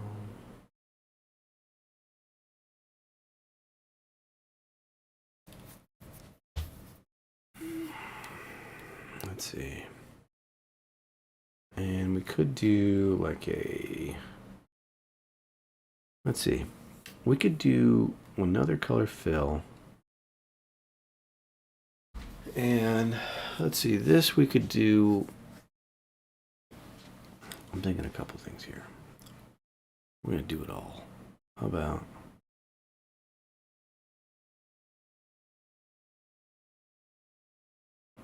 lighten? It's just doing just a little bit, just on the edges. Okay, no. What I meant to do was we'll just do a color fill. Bump that up to max, and let's go. We'll just do something out there, right? Green, teal, something, whatever. And then we're gonna play with this zone here, and then we'll come back and make this a more of a gray, I think. I think we need to tighten it up.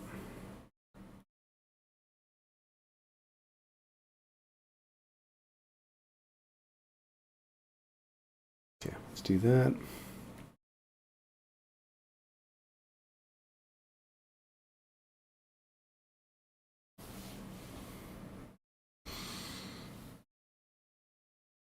Man, what is this guy doing? Not making a lick of sense.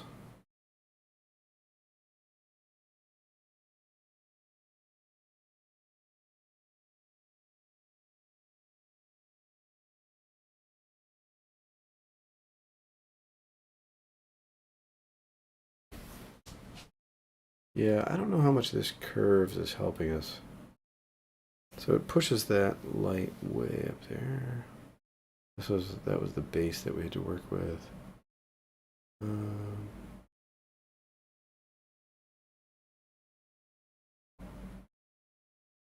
I like it a little bit. We'll leave it there. We'll leave it. All right. This was more or less our original. And we could do the same thing with this. And still preserve that value in there. Let's bring this up. And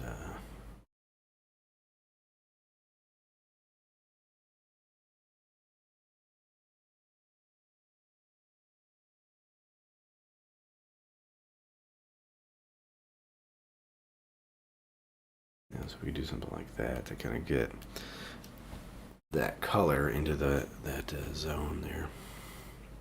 And you could do this in the opposite way as well, right? So we can go down here. Let's go into the darker regions.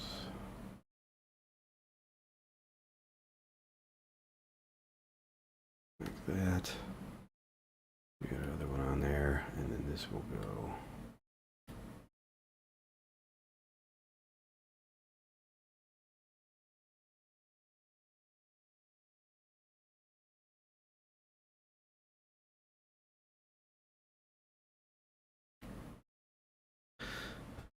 What do we want? It currently has, I think, kind of a warm cast in the shadows.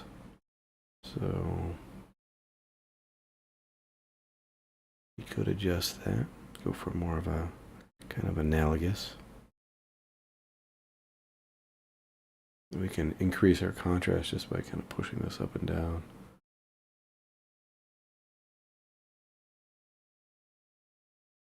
Maybe some purples.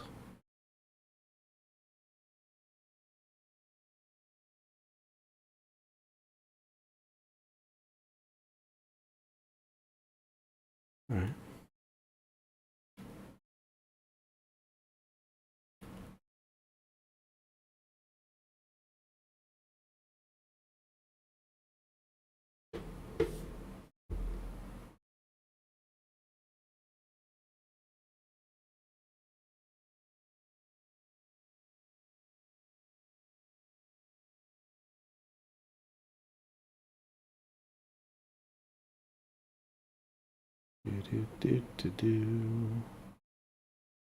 I'm loving it.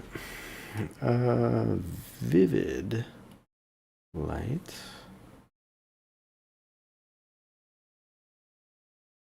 Let's see if we can get that fall off again. I really liked the way that was, you know, transitioning. Kind of the hue kind of bends around the wheel as it lowers in value.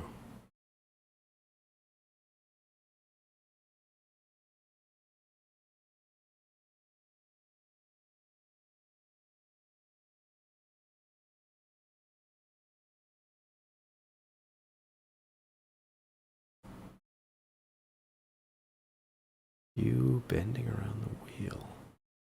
What in the is this? What? What is this guy talking about?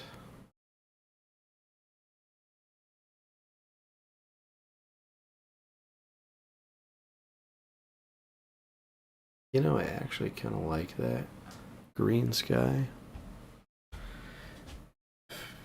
He's lost it. Completely lost his marbles, making the sky green. Unacceptable.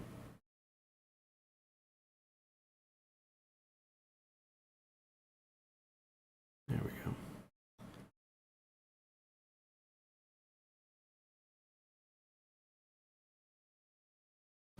I'm telling you, I kind of like this. I kind of like this.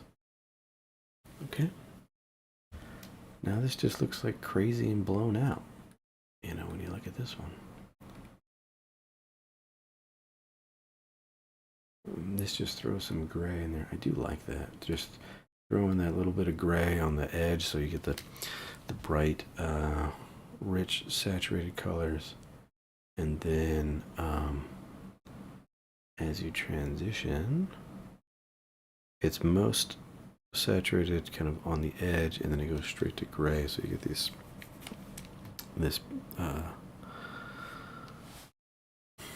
it's a kind of a, what's the term? I want to say skip, a hop, a jump from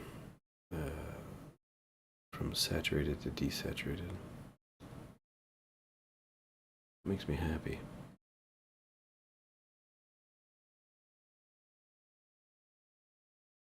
All right, whatever. We'll kind of stick to that. Keep that in there. Necessary, unnecessary, hard to say on these curves.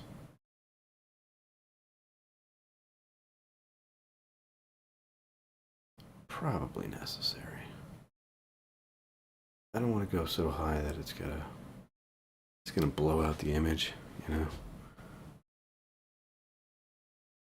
But it does increase some of the, you know, gives you just a little bit of detail in there. Of course, you know, the whole point of that, this variation was to blow out the detail in our bright values. Okay, this one was that's our high contrast one, I believe. And then this was our keeping all the detail in the lights and then knocking out all the detail in the darks. What if we just take all this, our color balance, you know, all that color work that we did on this other one, and we just bring it up here and patch that into this guy. We might have to make a few adjustments to get it, you know, in the right zone. But let's see.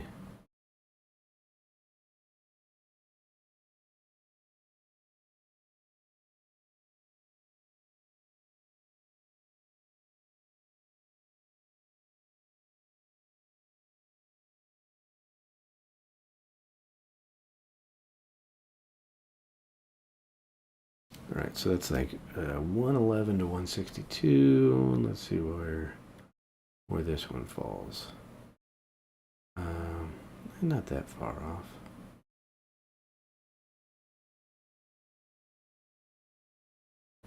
I mean, I'm just doing it by the numbers. I should probably look at the image and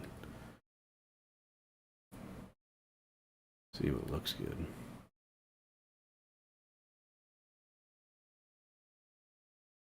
The risk of crashing is when I split them and I drag it, you know, just that kind of slow refresh. Sometimes it just cannot deal. Okay, we're going to go with that. This is the gray, the introduction of the gray, which I might kind of allow to go a little bit deeper.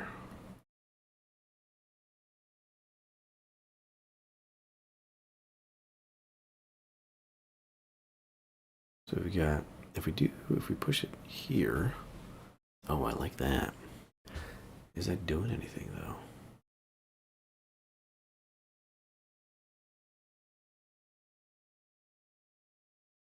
It's like just a little band there. I don't think I like that. I think it's okay without it, but let's see if we push it higher and we introduce it kind of in the lighter areas. Really what it would signify is that there's a change in form. You know, like it's turning and reflecting light from a different way. So like seeing these clouds here, you know, we can have that nice rich saturation in there, which kind of means that light is like penetrating through all that and you know, bouncing around. Whereas if we go here, then we kind of have like some edges where, you know, it's picking up light off of a bounced, like off of the ambient kind of sky color rather than all from the light source. What's that term? Like, I don't want to say subsurface scattering, but like for the clouds, you would kind of have that effect, feeling really warm with the light kind of behind it. But this would imply the light is kind of behind us, bouncing off of it. It's not hitting in these areas, so those are more shadow areas where light is being reflected. Anyway, doesn't matter that much. Okay, in some of the images I like it, some of it I don't. And it's simple enough to just mask it out, right? If we don't like it in here.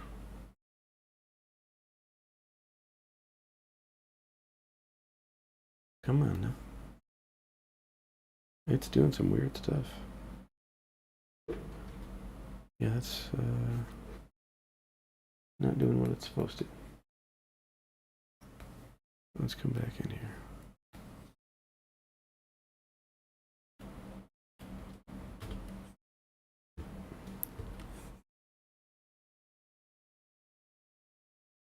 Okay, that's weird.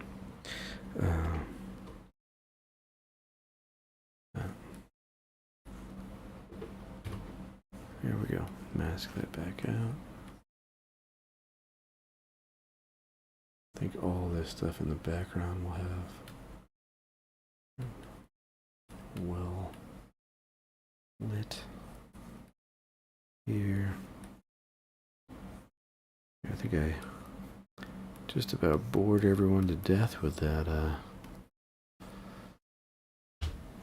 travel down color balance lane.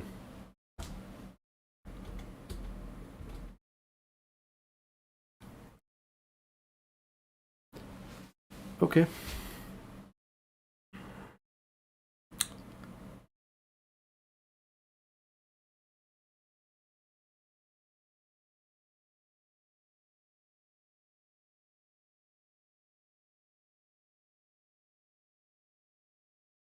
I'll adjust that a bit. And this is okay.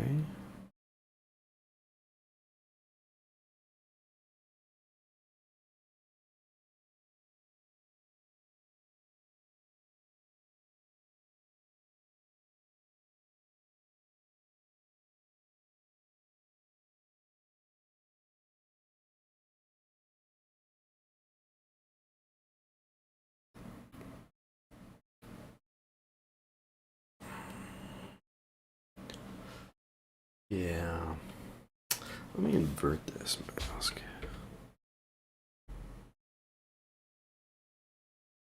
See, I kind of like what it's doing in some areas, and I kind of don't. So maybe we'll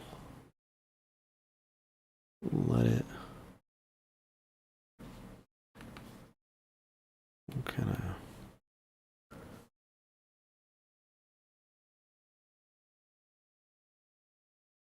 switch back and forth.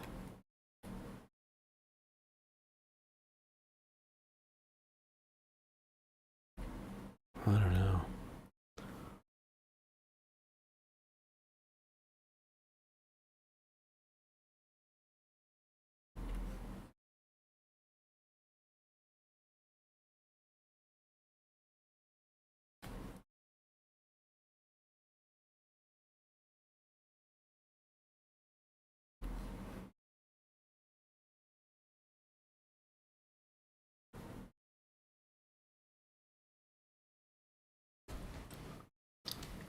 We'll go with that.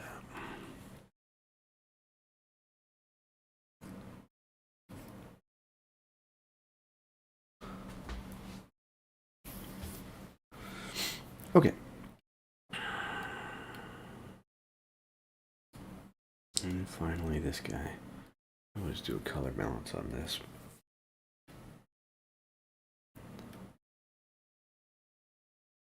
Kind of like the intensity of some of those other images.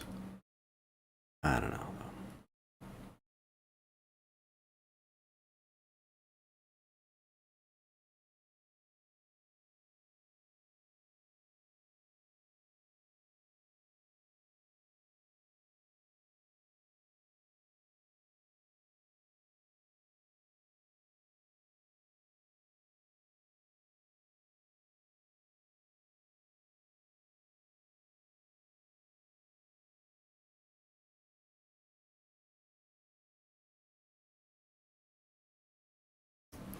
Effectively, all that's really doing is adding more value and color contrast.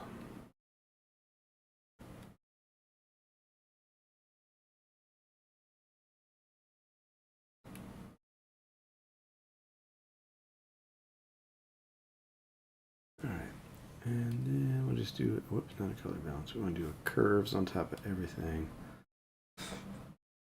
and see if we can get it precisely where we want it.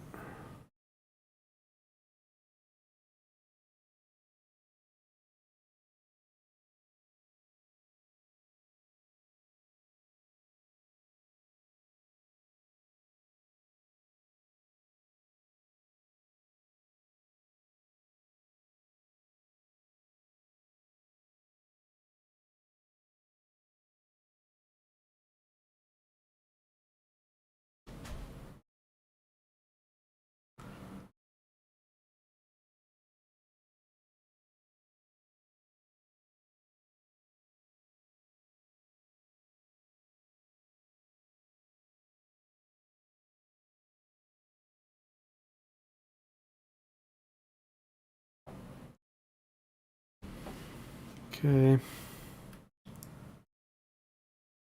I'm just pushing the values a little bit there.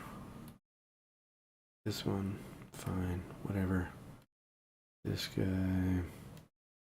It's funny, we could end up in the same place for all of these, just with different kind of peaks as far as where the detail ends up, and that's really kind of what I'm looking at here. If the the lighter value is just flat on this version, and then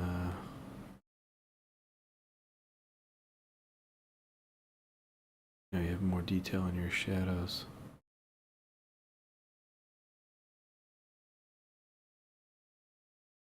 Of course, I think given the compositional choices, don't think this one's going to win out. You know, this version of it where there's more detail in the shadows.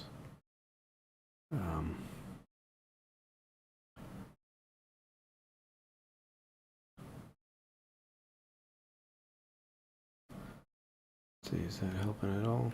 Not really.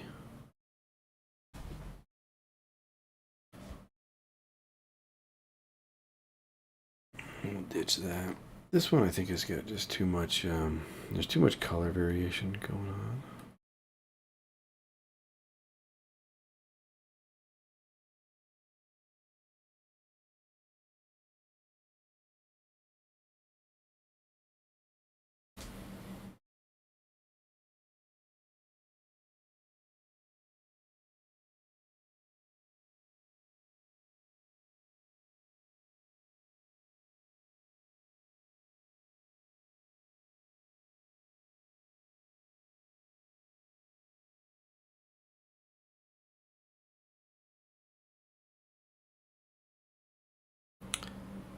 Too much color variation. Let's add some more.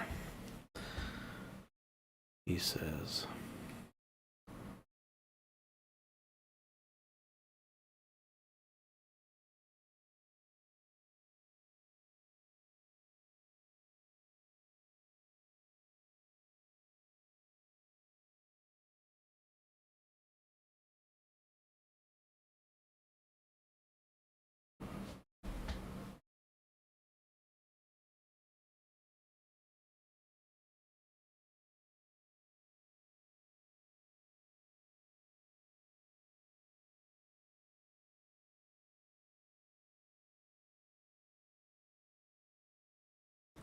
We'll go there. Okay, and then this was kind of the basic version, which we can adjust as well. I do like how this kind of felt more like a nighttime vibe, and I do kind of like that washed out look somewhere in there.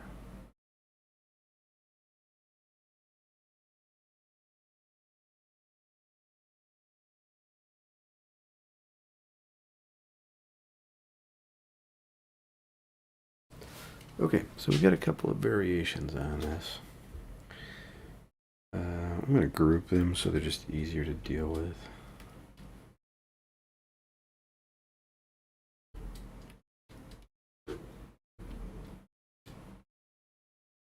And then we can compare.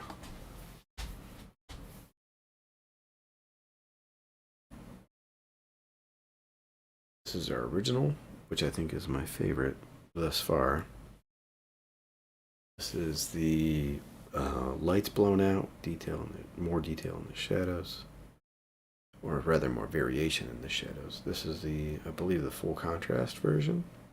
So it's the same as the bottom one, it's just using the full spectrum. The white gets blown out a little bit in there. And then this was the darkening, kind of bringing the dark values all together and letting the light come forward. Now there's something I wanted to do kind of on all of these, but that's kind of just to come back and deal with the source material. So like a couple of these brush strokes you could smooth out. So like for this one, I'm just gonna do, well, I guess we'll do it here. Do a new layer, and we'll do smudge. Well, no, let's not do smudge. We'll just we'll just paint it in. But so if I grab that value, and then I can turn all this stuff back on, and then just paint this in. You know,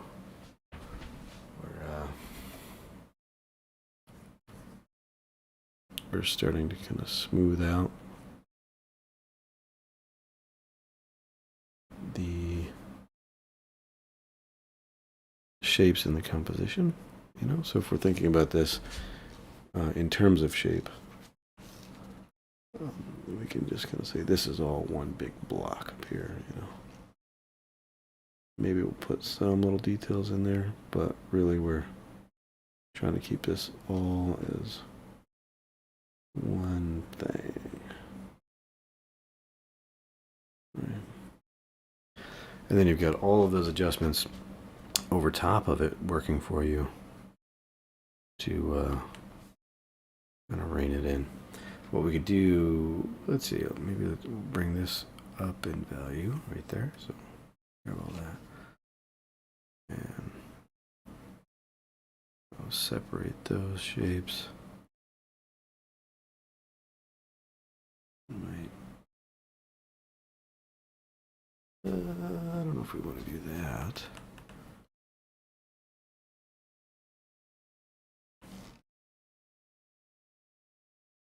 We could kind of blend that in, maybe.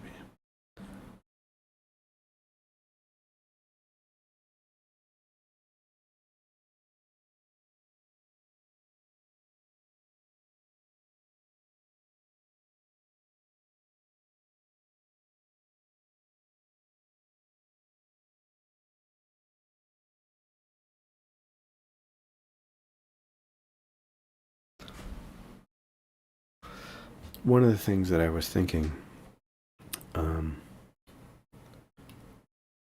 you know, as we were looking at different versions of this, was kind of painting over and getting the light reworked. Let me find the version that was kind of making me think that would be cool.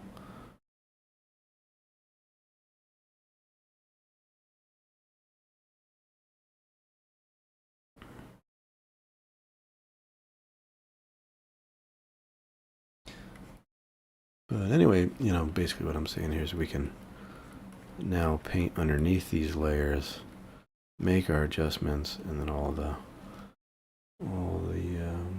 color shifts and so forth is preserved.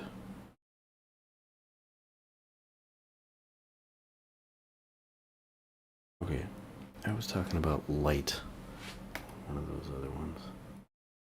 So let's find that one. It was, I may have actually changed it already, but I suppose this would be the closest one. So I'm just gonna do a new layer and do overlay. I think we'll go down. So we're underneath all that other stuff in the stack. And then I liked the idea of like, maybe this is more of like a city in here, kind of creeping up the hill. And these are just city lights, you know? So we kind of, I think we can just kind of blend some of that, blur it, you know?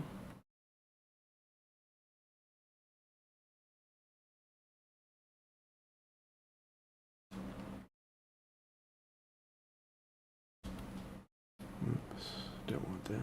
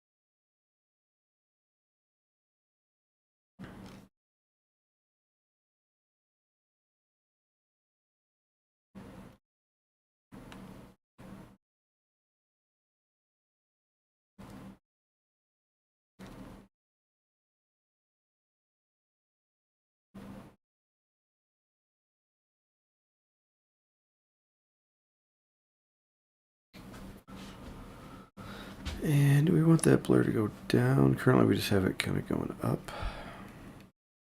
We want it to go both directions.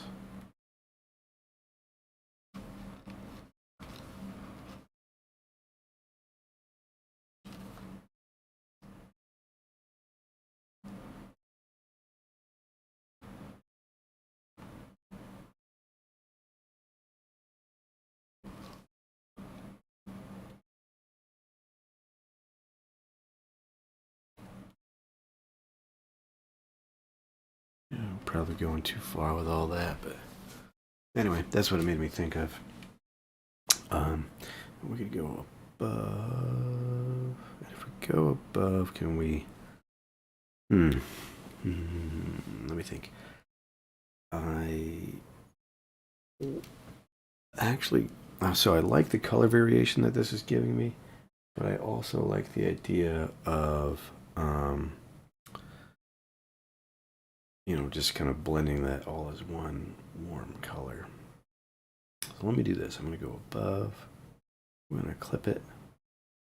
And I'm going to set this to, we'll go hard light, and then we're going to just color adjust it. So hue, saturation, we'll bring down the lightness, and we'll find our color somewhere in there, like that saturation. That's about right, I think. And then we'll just kind of work between these two values. So then I think we can just lower the fill or the opacity. Let's see, no, like that.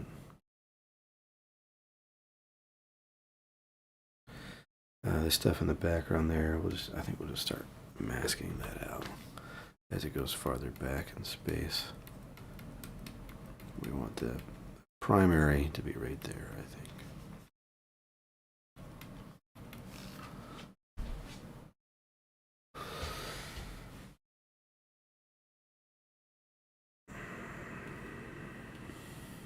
Let's bring this down.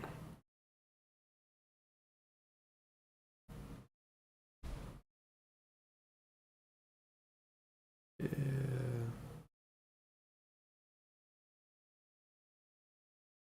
Yeah, actually, I think I'll just leave that up there. Okay.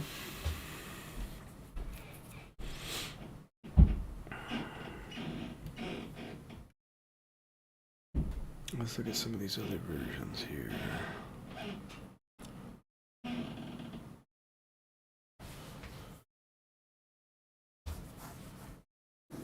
I could see doing that down here as well. So like on this one, we'll do new layer. We'll set this to hard light.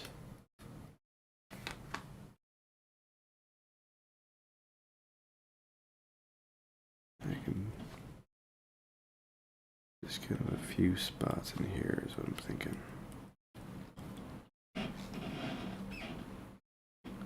And maybe just kind of a warm cast here, implying that,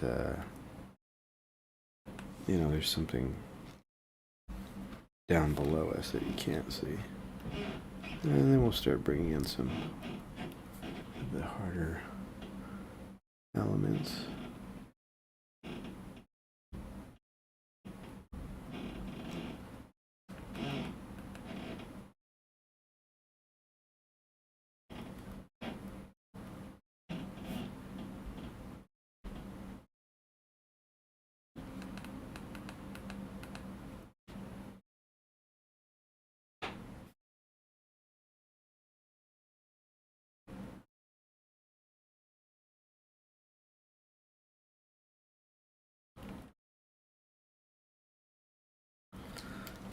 Hit our eraser brush.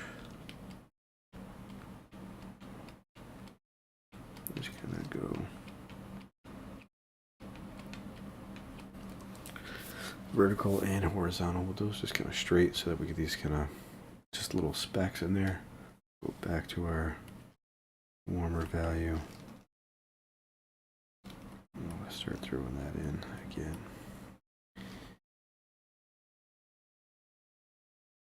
I am curious if I put this below and it just borrows all that light or all that you know, all the adjustments from the other layers.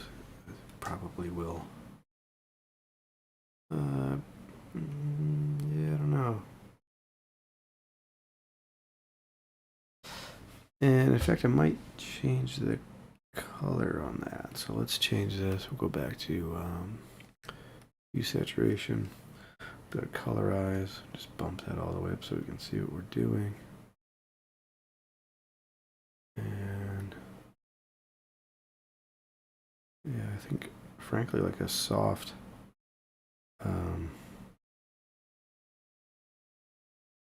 blue might be best. Well, let's look at the yellow again, but we'll desaturate it. Yeah, I think actually like Go like that.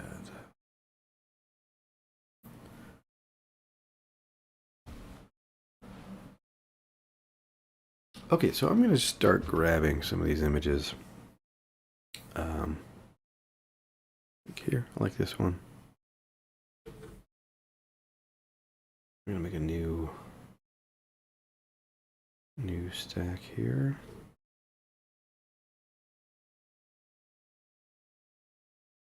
That's okay for this version, I think.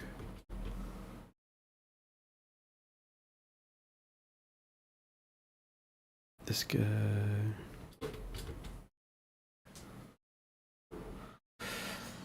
And this one's alright. Here.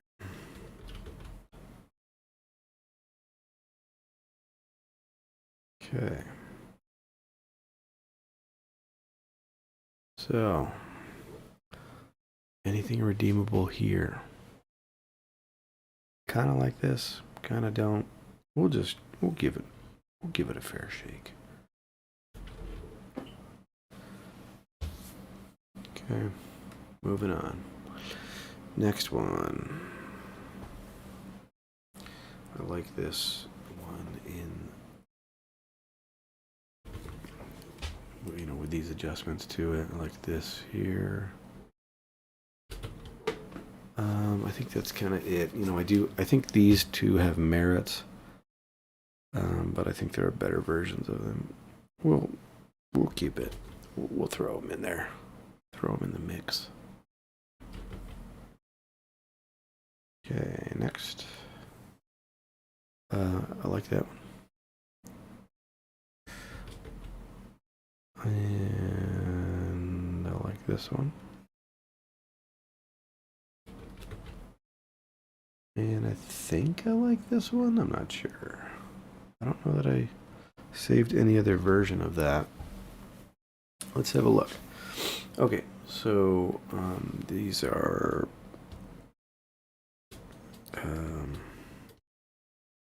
flattened, I guess.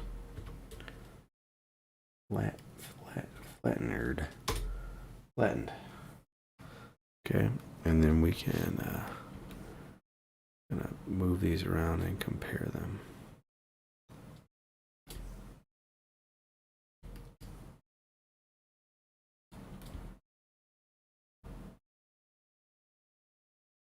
Really, I only saved one version of that? That's weird. I did not like.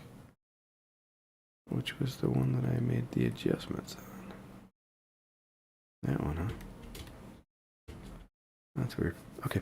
That one. I think that was my favorite.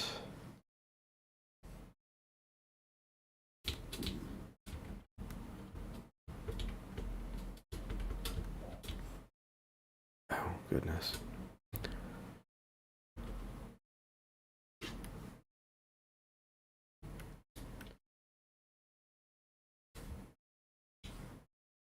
Goodness golly me.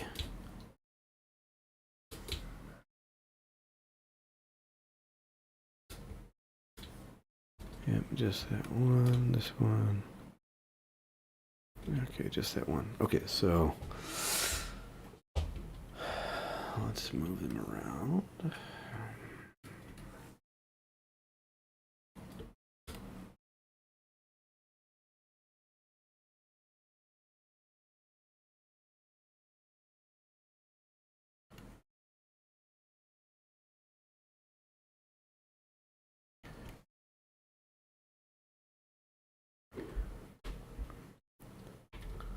Golly gee, mister.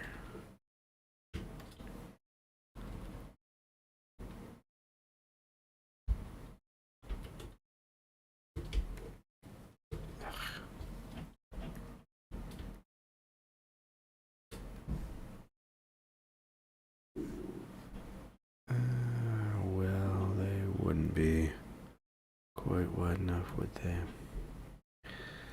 Whatever.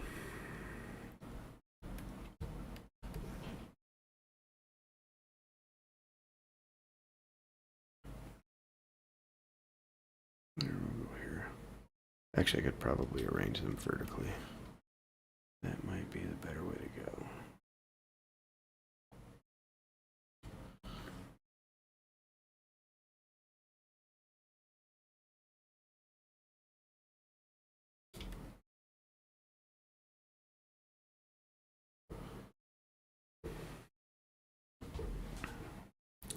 Got all that extra space to fill. Let's see if there are any other versions we like.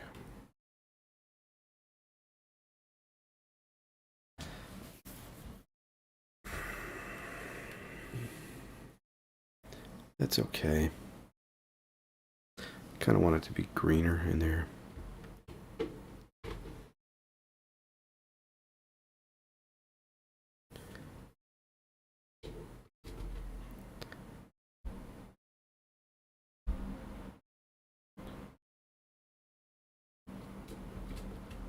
And did I grab this? I can't remember.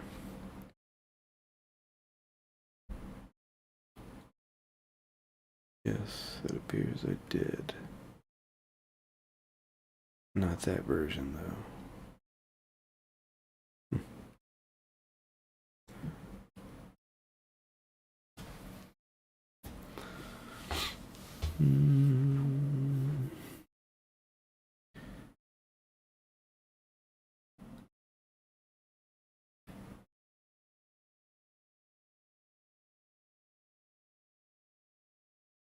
I think I'm looking for a second version of this one that I like.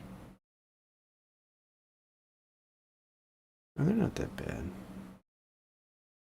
That one's okay.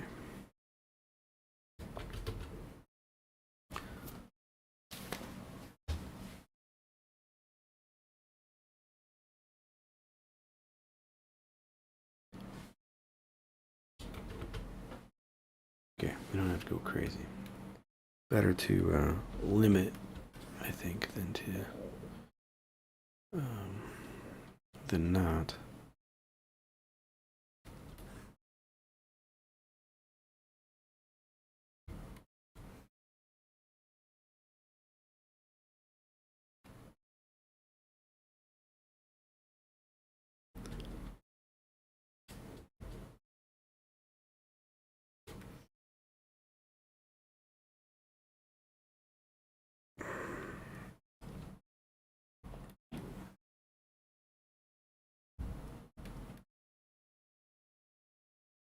Somewhere, someone has written a Photoshop script that will just auto-arrange all this stuff.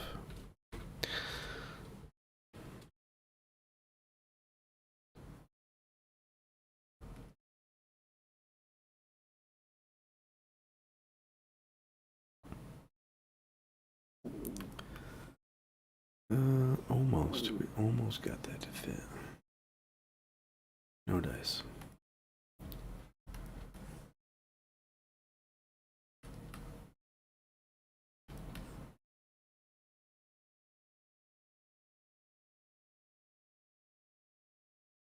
Did we get everything? Really? It's kind of hard to believe.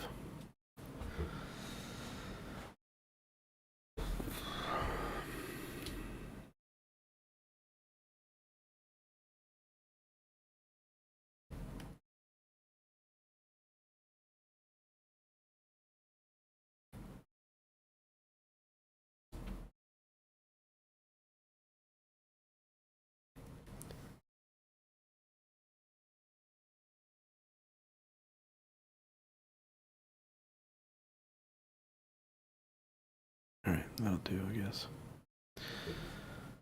Okay, so I'm going to put a layer behind all this. So we've got, that's our flattened layer. This is our original. We're going to put our color fill up there. We'll go black, that's fine. Like this.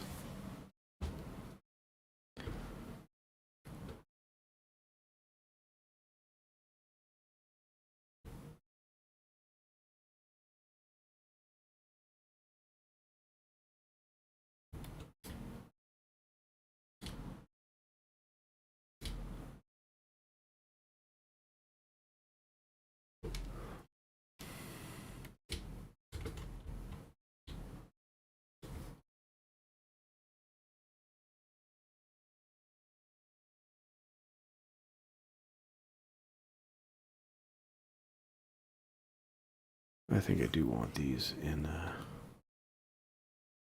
A vertical arrangement. I do think I would prefer that.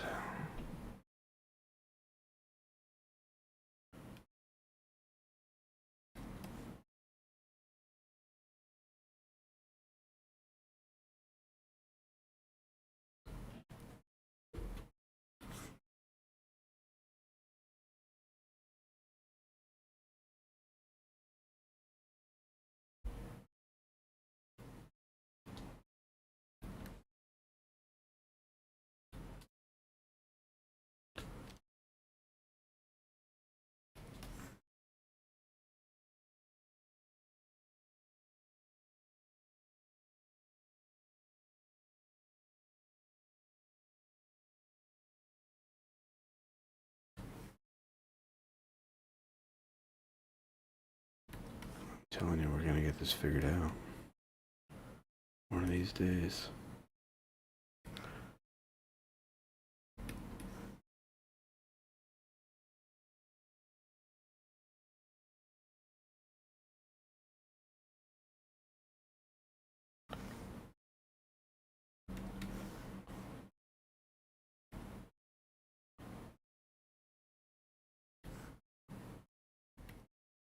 We're on the cusp of something great.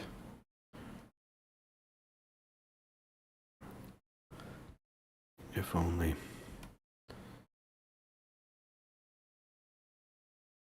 We knew how to arrange things neatly.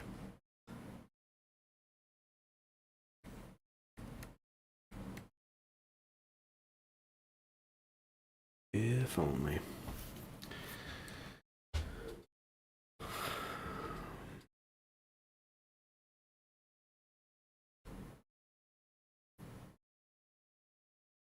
Struggle is real.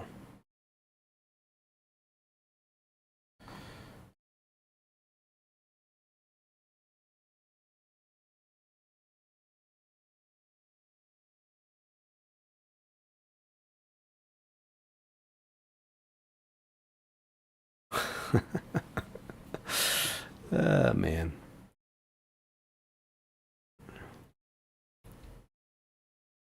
Yeah, we don't have enough room to do that.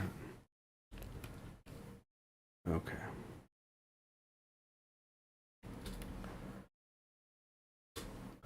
Okay, alright. This is just OCD to the nth degree. I could just make this smaller. There's really no detail on that anyway.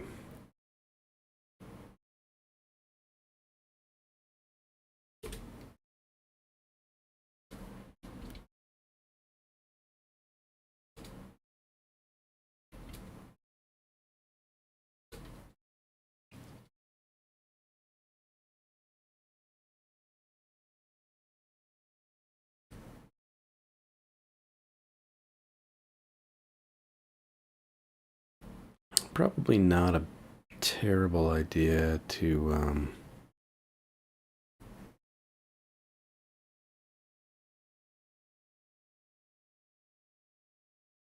move these around the canvas anyway, because you get a completely different feel for the composition. You know, when you're laying everything out,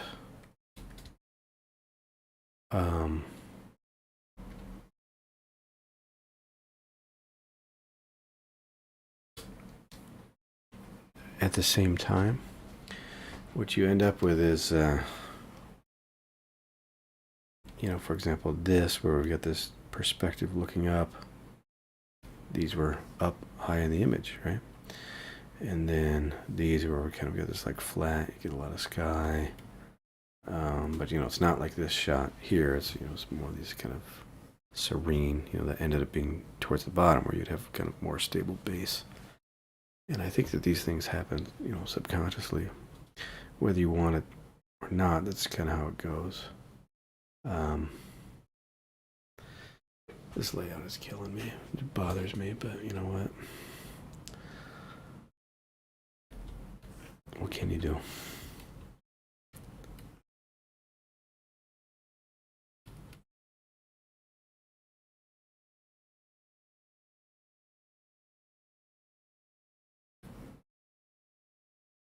Anything? No. No. No. Just no. Okay. Right. So looking at this, I'm just gonna do like a.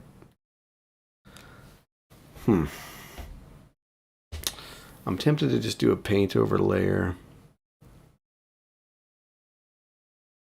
and start adjusting. You know.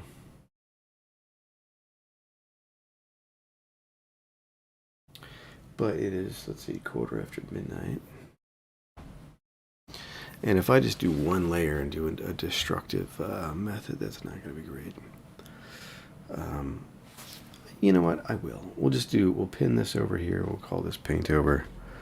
I just want to see if I make some quick adjustments here.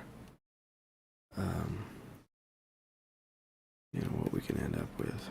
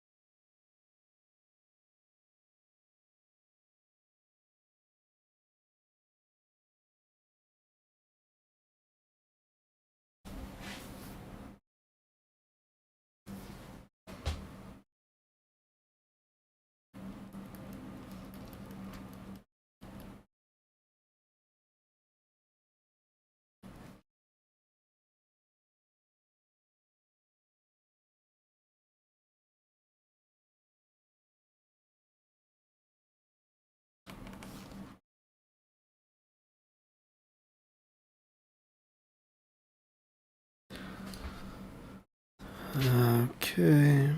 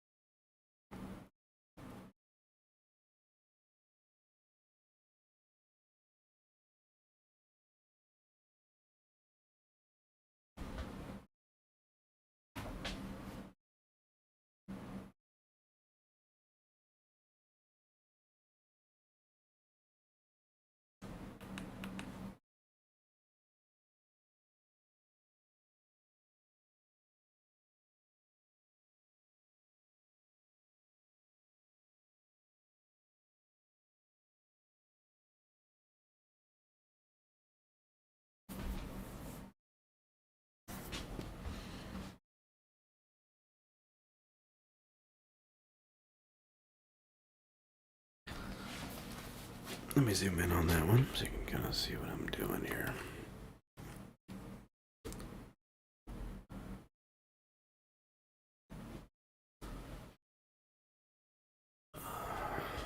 So that was the kind of mock-up thumbnail. Do a little paint over to start. Kind of fleshing this out a little bit more. Maybe we'll bring in some of these kind of taller forms back here as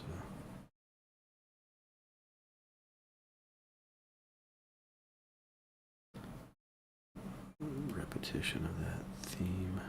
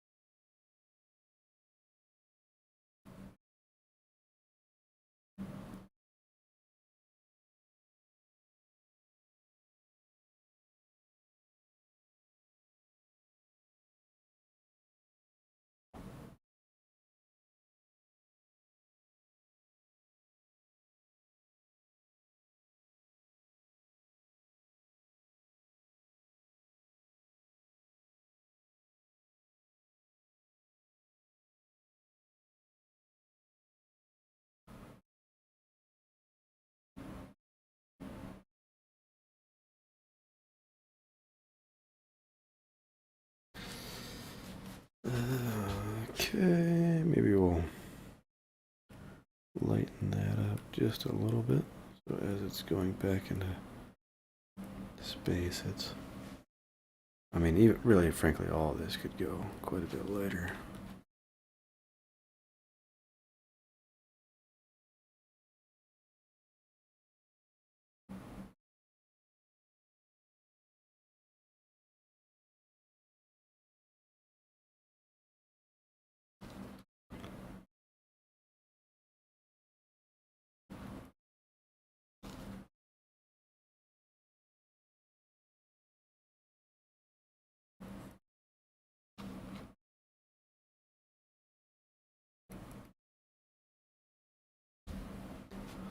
Okay.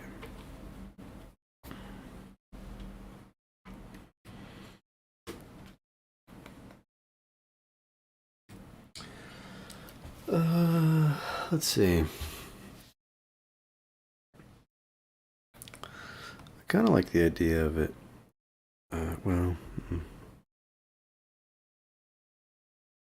I don't know. I have some ideas for that one, but keep moving on.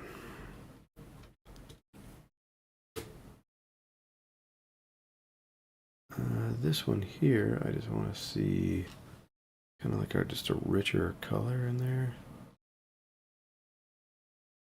Just a real deep green. That might be too much.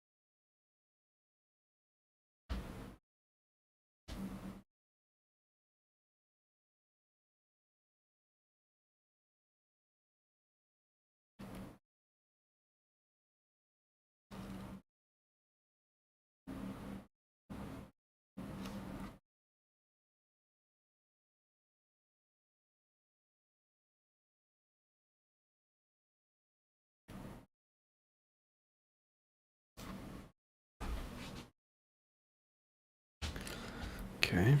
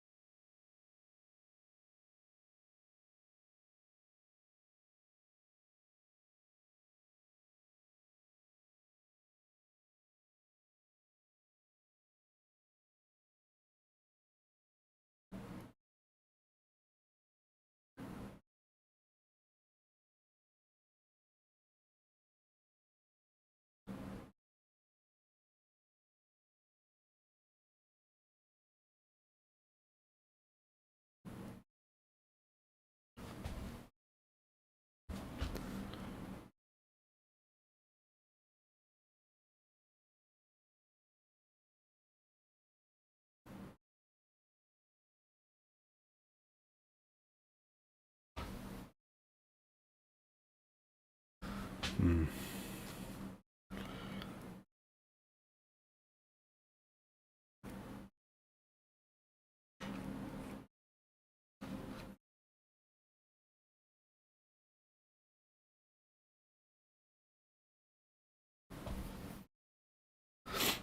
Hmm. I'm wondering. So this might signify that there's like a break in the cloud, like right on that horizon there. If you keep on going back, you know, the cloud ends. I was trying to get a nice blend, a smooth transition there. Not sure if that is necessary or desirable. It's hard to say.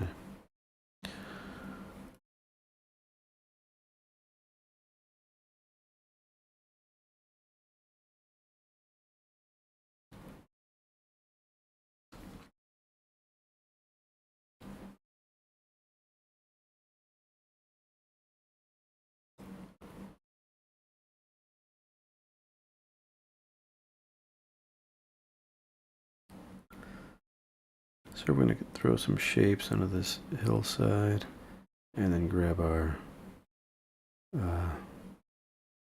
grass color and just kind of cut in and out of it. Get the implication of buildings there and maybe roads or something. But if you cut in and out at the angle of the hill, then it'll kind of integrate it nicely.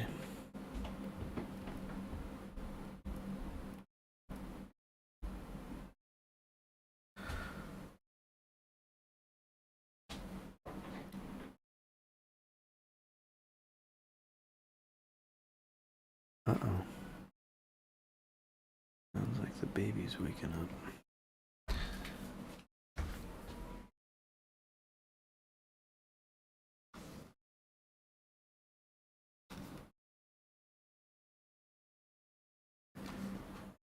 And I don't know, do I want this to be these gentle rolling hills, or do I want to have,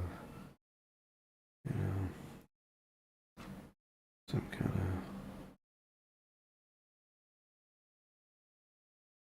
of form?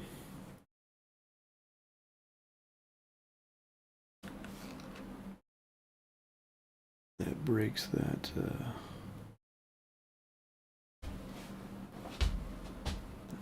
kind of like maybe do those as like the brighter value.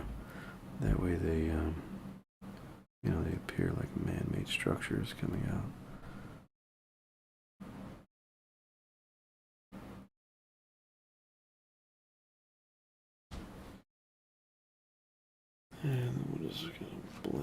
So there, it's bouncing light. It's getting caught in the dense fog.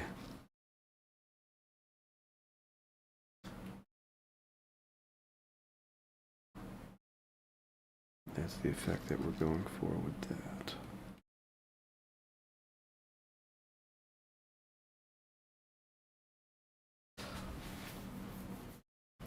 Okay. Got the city lights on this one. That's fine. I think maybe in the background here we could just tighten these up a little bit. Maybe, I don't know. Do we want to tighten it or just blur it?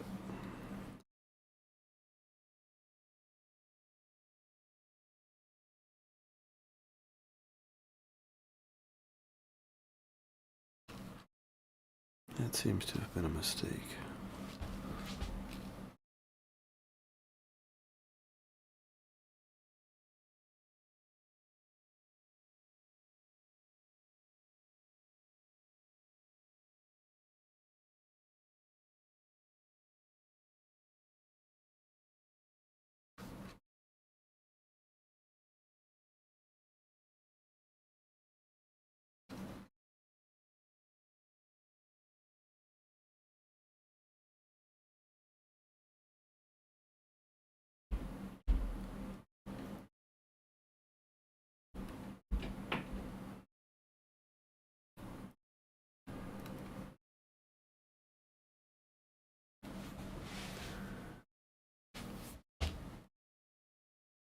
Same thing here. Do we want to just push this out?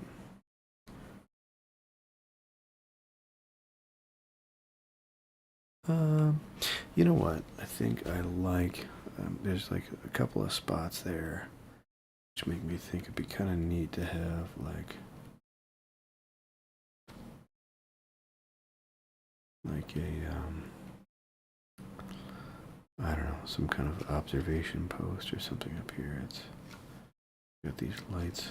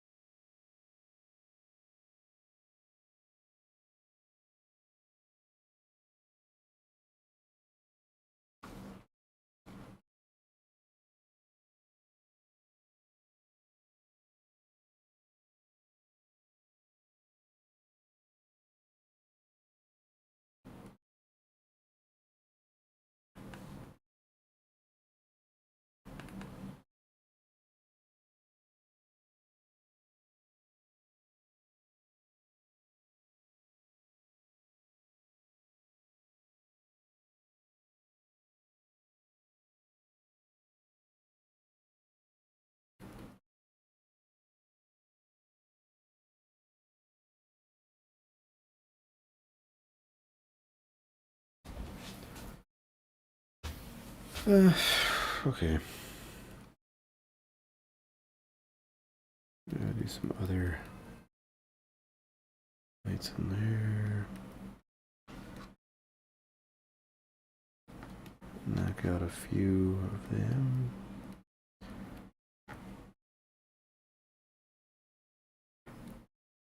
I'm just kind of putting a darker value in front of it to, make it look like we've got some buildings or something there.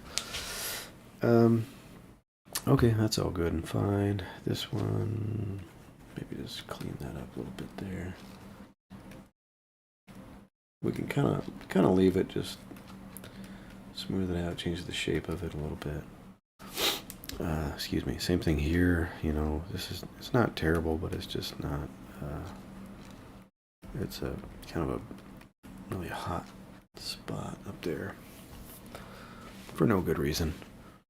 And then this cloud right here, I might clean up.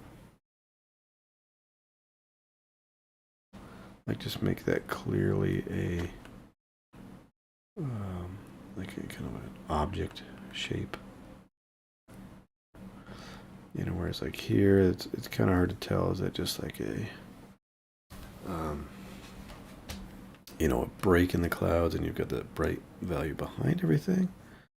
I think that's where we've got to kind of sort some of these things out. Like this here, maybe we just push this all to yellow so that it clearly is a kind of a separate plane all back there. If we homogenize, you know, it's our favorite word here. Homogenize all that.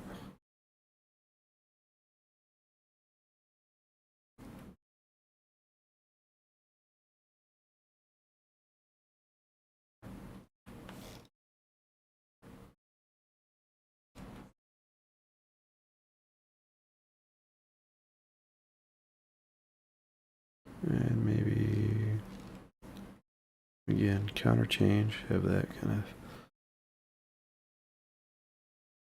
of shift from light to dark.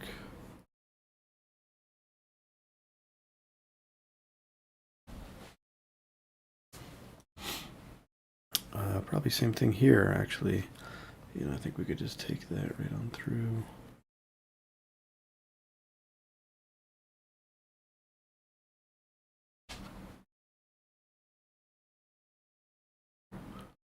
I don't know. I don't know how much white it actually needs in the cloud. I mean, I think we just kind of ended up there by our method of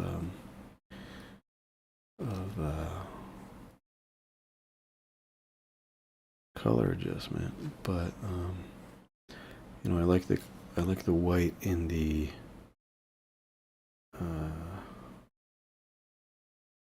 buildings here. I don't think it's necessary. Well, we'll see. Is it advantageous in our cloud layer?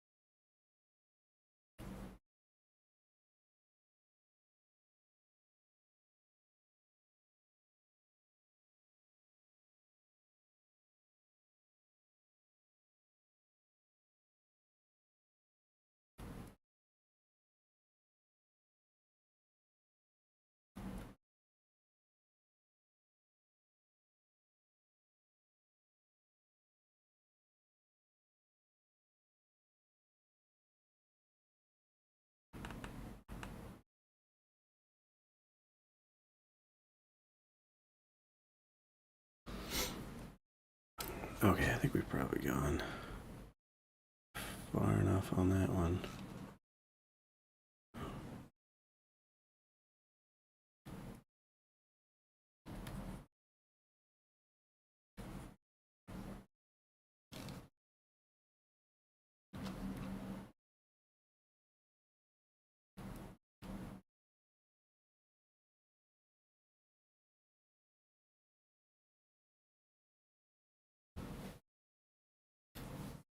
Mm-hmm. This actually kind of like the idea of like, what if this is a body of water down here?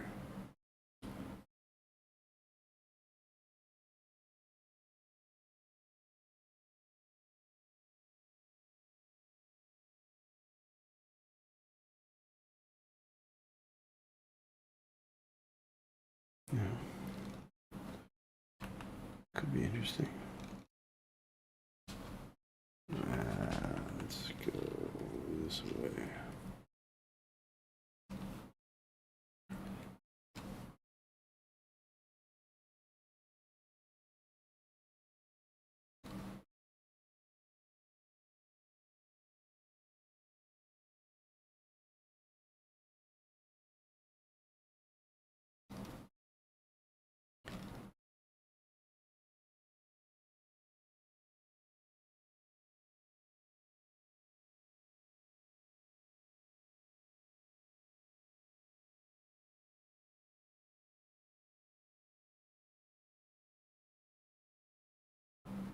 Put a road along the beach. That's how it would go.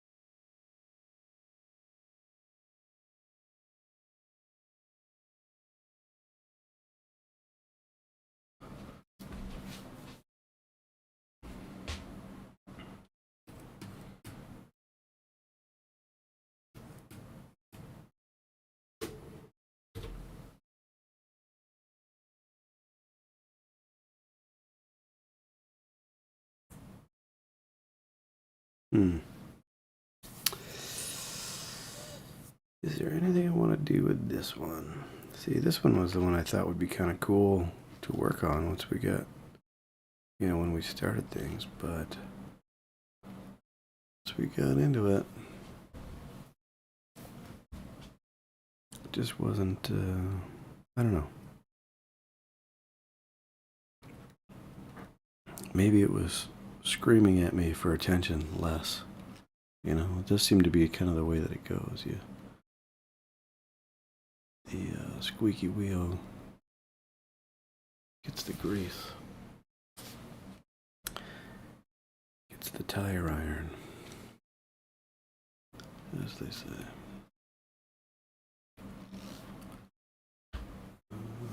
Okay.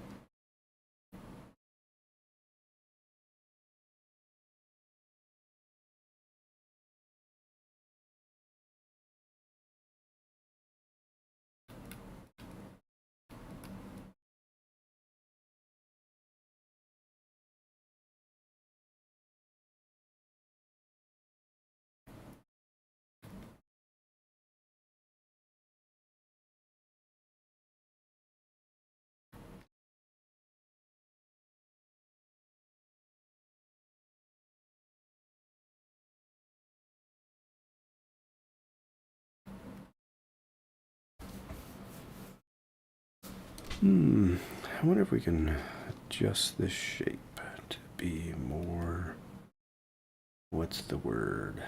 Interesting?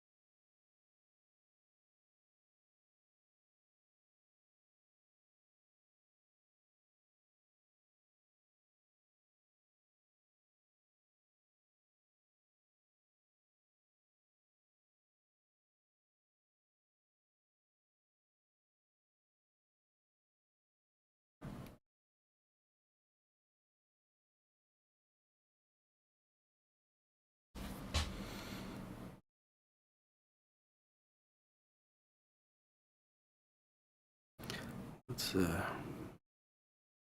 make that one value there. I mean, we can think maybe grade it up like that, but I don't think that needs to be.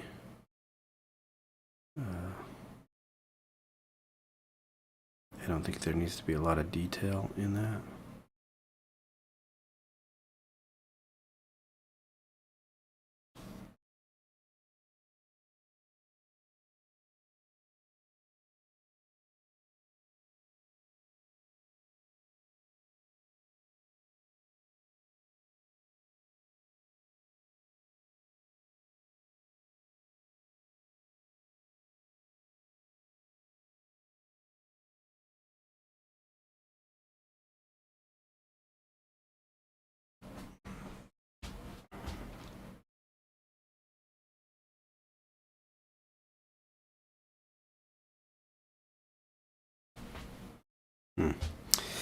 Yeah, it might be interesting to chop into some of those shapes. I don't know. I don't know.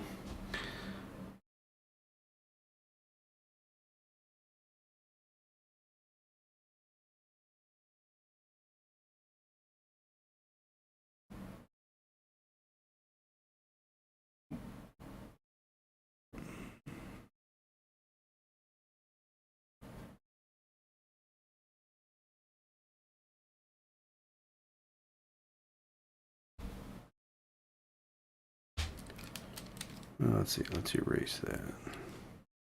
I don't recall what we really had there. Not much of anything. You know, wasn't doing a lot of work previously. So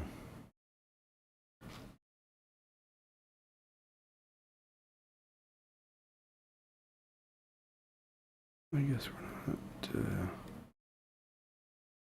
not doing a ton of damage.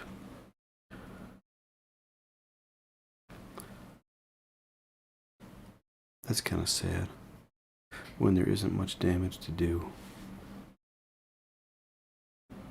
Like, well, we'll just jump in. We'll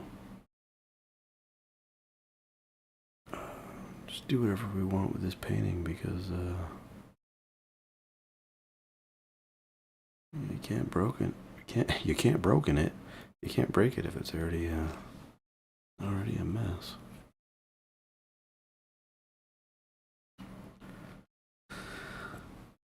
You can't broke it.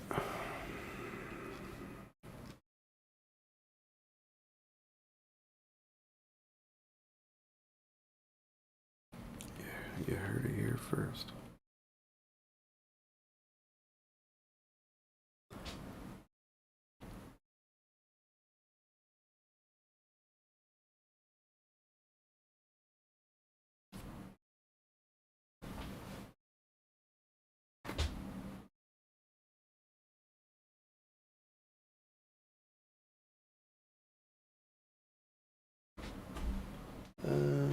No.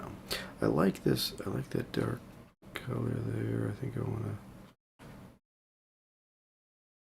to blend that just a little bit. Have it kind of be a. I don't know. I'm thinking, is that the shadow from this cloud? I think I need more of these verticals.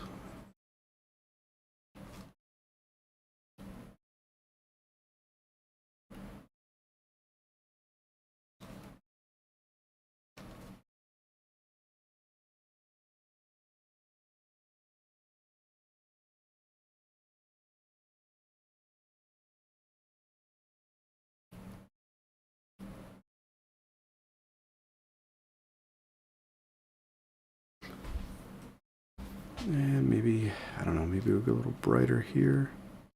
Do we want this to push forward? I mean, I do, but does it need to be brighter than the value in that? in the background, or should it be darker and let that kind of get some of that atmosphere, be lighter by atmosphere. Right, so if we go here and darken all this up, and then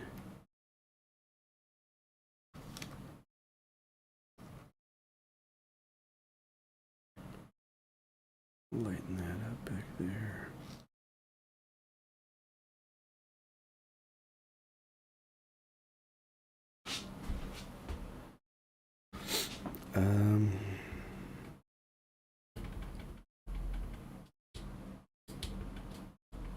I think this is closer to what I was going for.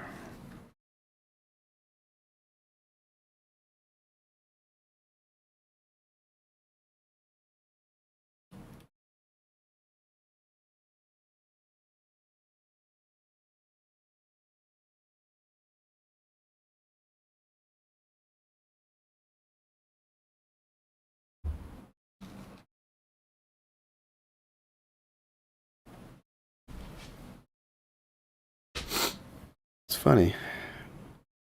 Why do I even have that cloud there? You know?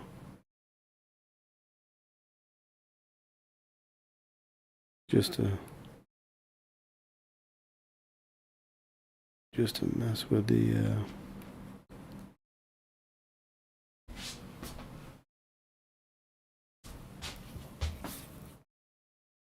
focal point, I guess. I mean, it's okay. I think it's okay to obscure it. But,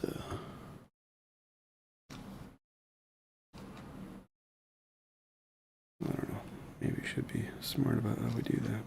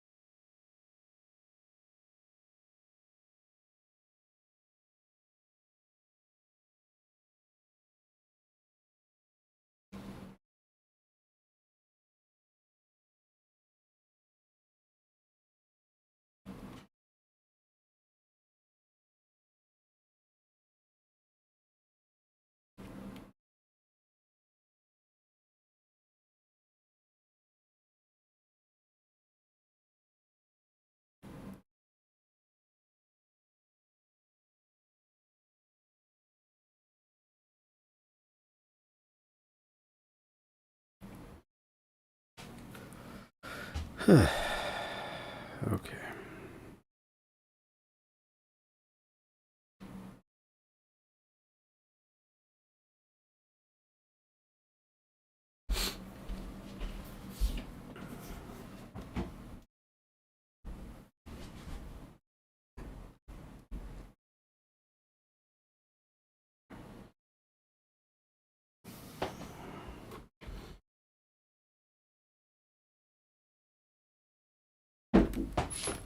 All right, I think we gotta wrap it up here.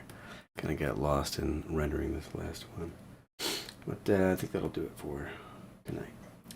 So thank you for joining in, and have a good night.